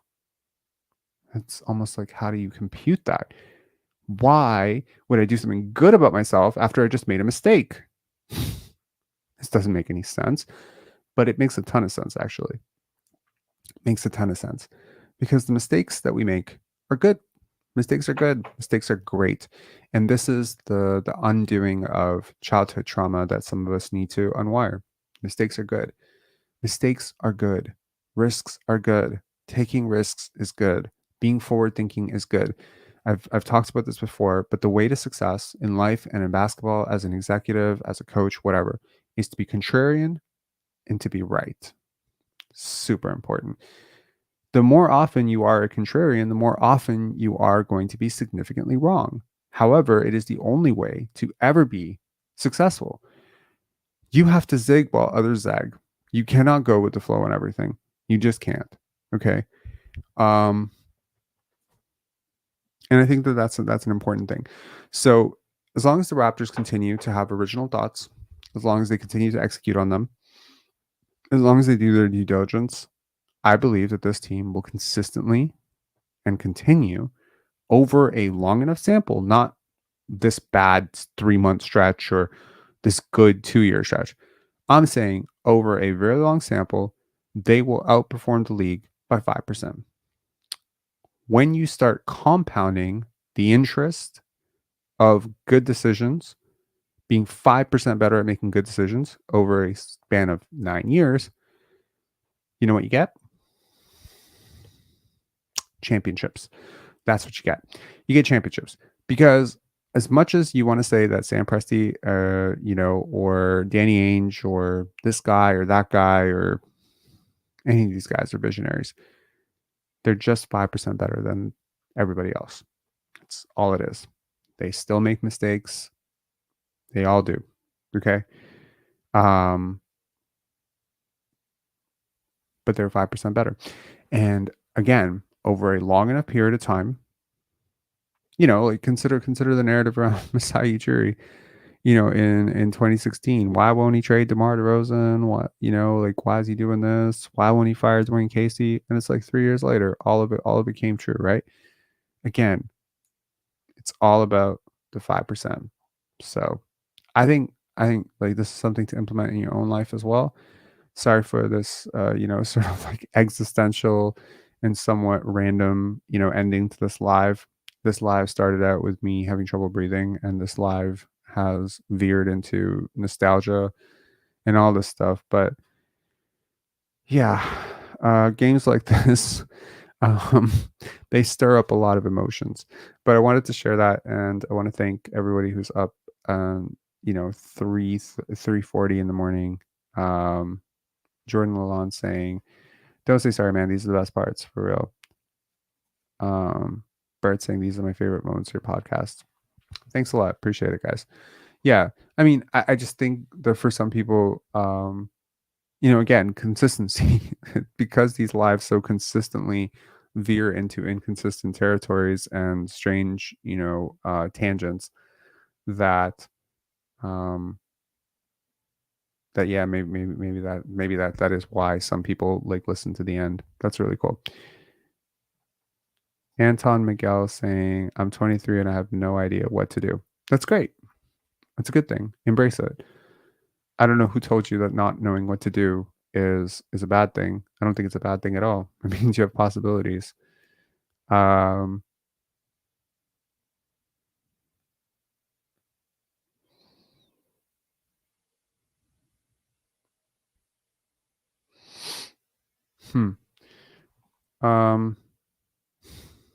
Still young, Anton. Listen to your soul. Owen McFarlane, possibly further behind in the live, saying flexibility is a good thing. Yeah. Adaptability is a great thing, and yeah, being willing to change your mind is a really great thing. When I listen to a front office, especially when new front offices are hired or new coaching staff is hired, etc., the first question I ask is not, how hype is their resume or how big is their contract. The first question I usually ask is, how likely is this person to change their mind about something they believe strongly today? And that will almost always determine success and failure. Do you know, it's interesting. One of the things that I used to, so, I mean, to those of you who don't know me very well, I used to work for a hedge fund, and I pretty much devoted the vast majority of my early 20s to making money. And that was like a really big part of my life. And it was a very big goal of my life. And I read a lot and I researched a lot and I worked very hard. And I worked, I did it was like a cliche. I did my 80-hour weeks and 90-hour weeks, and I was crazy relentless and a very ambitious person, is what I told myself. And during that time, my entire goal was to be just better at admitting when I was wrong, to admit when I was wrong sooner than my competition, whatever my competition was. Because we all make mistakes, right? Like when you're day trading, like maybe one day I'll do like a live day trade or something, like to show you guys what I mean. But like when you're day trading, you are really betting on a stock to go up over a short interval, like 20 seconds, 2 minutes, 3 minutes. And sometimes you figure out that you've misread the chart, or your charting analysis, which is, definitely just analysis and is a best educated guess based on how numbers are moving. And the numbers are, of course, moving based on people's psychology and how people feel about a stock based on a particular news event, etc. But when you see trendline indicators, these are really, guiding you into human behavior based on past patterns, how this chart is going to perform. And so you might make a mistake. You might buy something that goes the other way, or maybe a news event changes something. How quickly do you shift? How quickly do you shift away from that initial idea that you had and adapt to a new idea in which you can accept that you were wrong? Well, a lot of people are very stubborn. And so they stick with the old thing and they say, no, no, no. They might even double down. They might say, okay, well, that bet didn't work out. Let me stack another $500 into this, or another $1,000. That'll make up for it.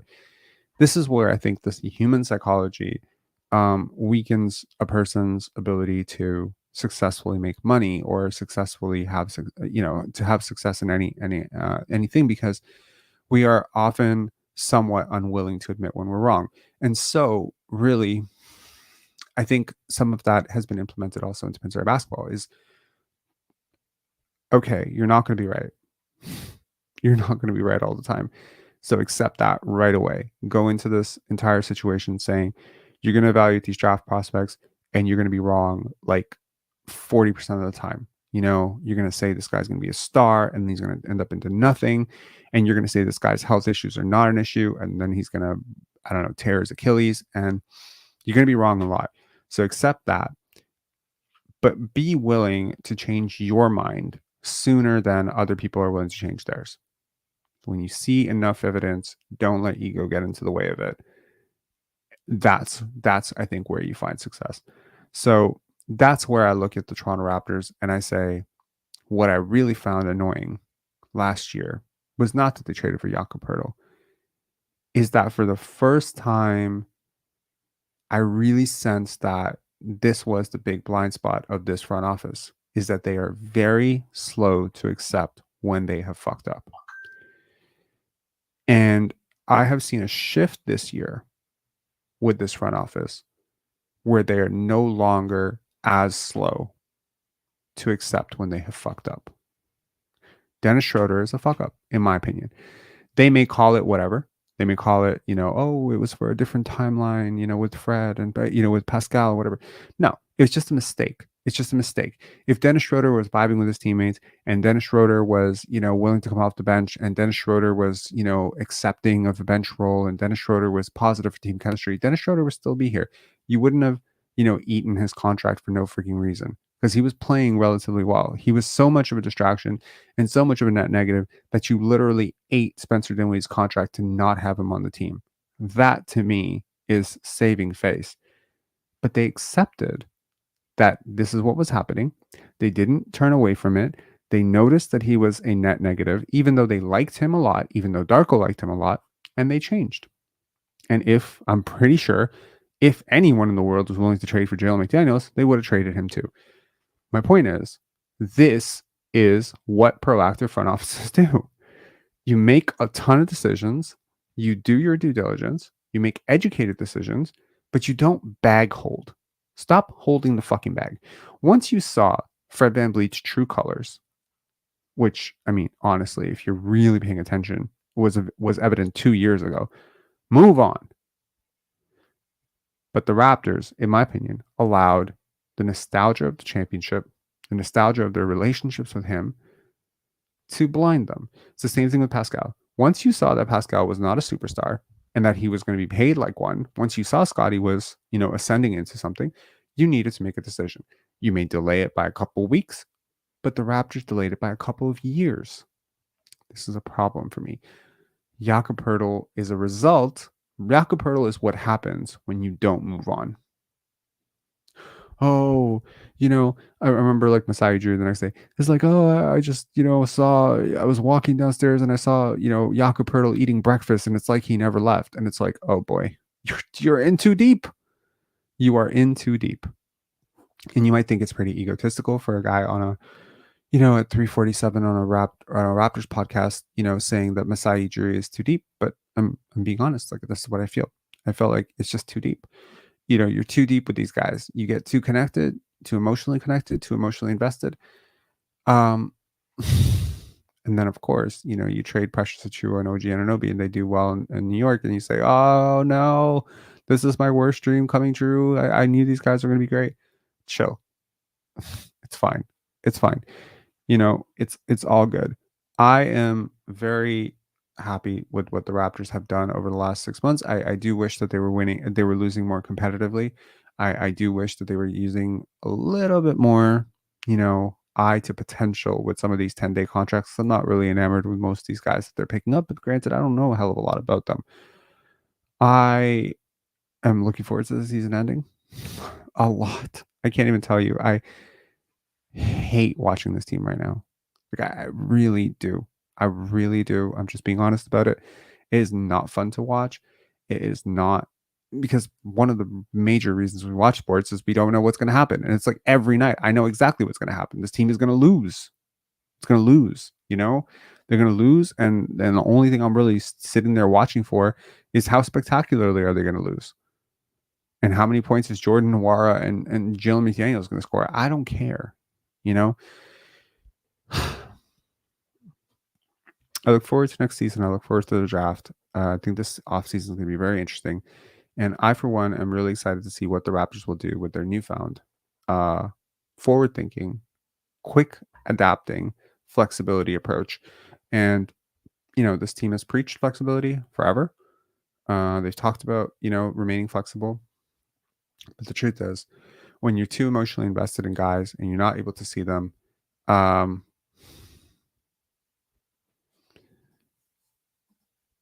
priceless entertainment. I stopped watching Raptor games because of the pain, but I always chime into your lives. Big fan of you and your knowledge, Rob. Thank you. That's so meaningful. Thank you so much. Yeah, this is like the one community that has stayed, and I appreciate you guys for it. And I find myself saying that after every single live, but the content is rough, bro. Like, these games are rough, and you got me, struggling to breathe like at the start of the live, which I can laugh about now that I'm not struggling to breathe right now. Thank God for Vicks Vapor Rub. My Eastern European mother was right. And you got me leaving, to excuse myself, and it's like, I don't know. It's such a disjointed product being covered by such a disjointed podcaster right now, but I do want to say thank you guys so much for chiming in. And yes, we're I think about 3 days away from starting to do draft stuff, like real draft stuff, like prospecting interviews. I am really looking forward to this weekend more so than anything because I want to see UConn win. I want to see UConn Iowa. I can't wait for that. We will definitely do a post game for that. And man, I hope I'm not saying in the post game that Iowa won, man. I don't think my heart can take another one of those. Like, I was really rooting for LSU. LSU loses, Iowa advances. I don't expect, as I mentioned with the women's game, I don't expect anyone to beat South Carolina, but I would like Paige to at least have a chance, right? Jordan's saying only a month away from the lottery at least. Correct. And again, it's going to require some significant luck on that front. At this point, I am more emotionally invested personally in the Pistons pick. Sorry, not Pistons pick. But yes, the Pistons pick and the Pacers pick. Those two picks, to me, given the relative strength of where I feel guys are in this draft, I feel those two picks could yield long-term role players for this team. In terms of what this team really, really needs, it needs so much. It needs perimeter defense more than anything. It needs shot creation. It needs outside shooting. It needs rim protection. It needs secondary creation. It needs depth. It needs specialists. It needs vets. You need everything. This team needs everything. Okay. So here's the question.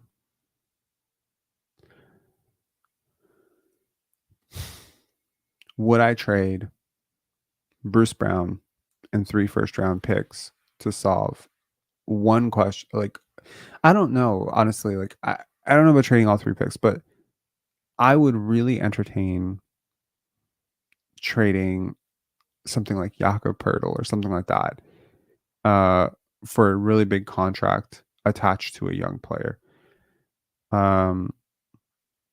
Or maybe not even Jakob Poeltl. Maybe it's Bruce Brown. Maybe it's Bruce Brown plus a pick.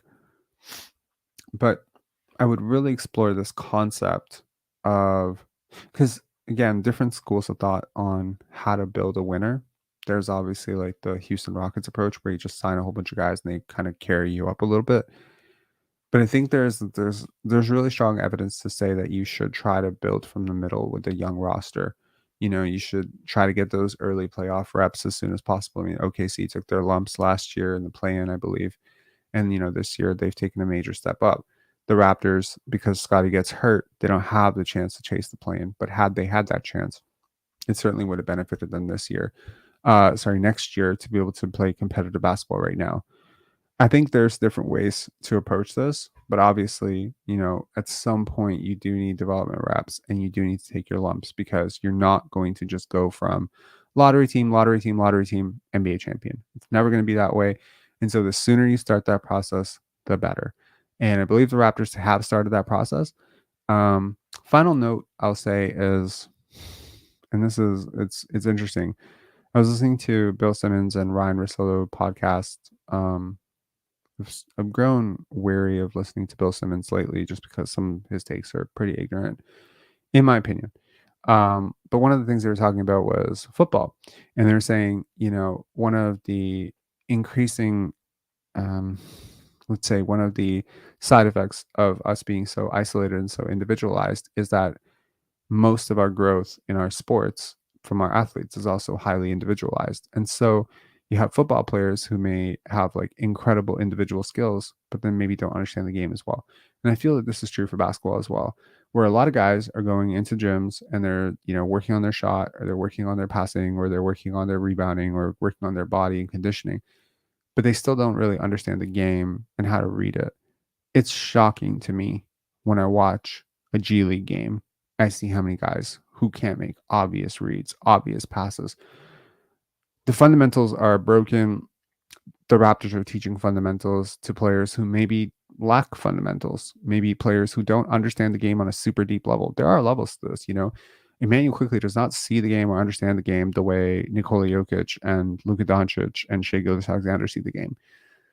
And if we're talking about guys who've really grown as players, I want to talk about guys who've grown as players later in their careers, like a DeMar DeRozan.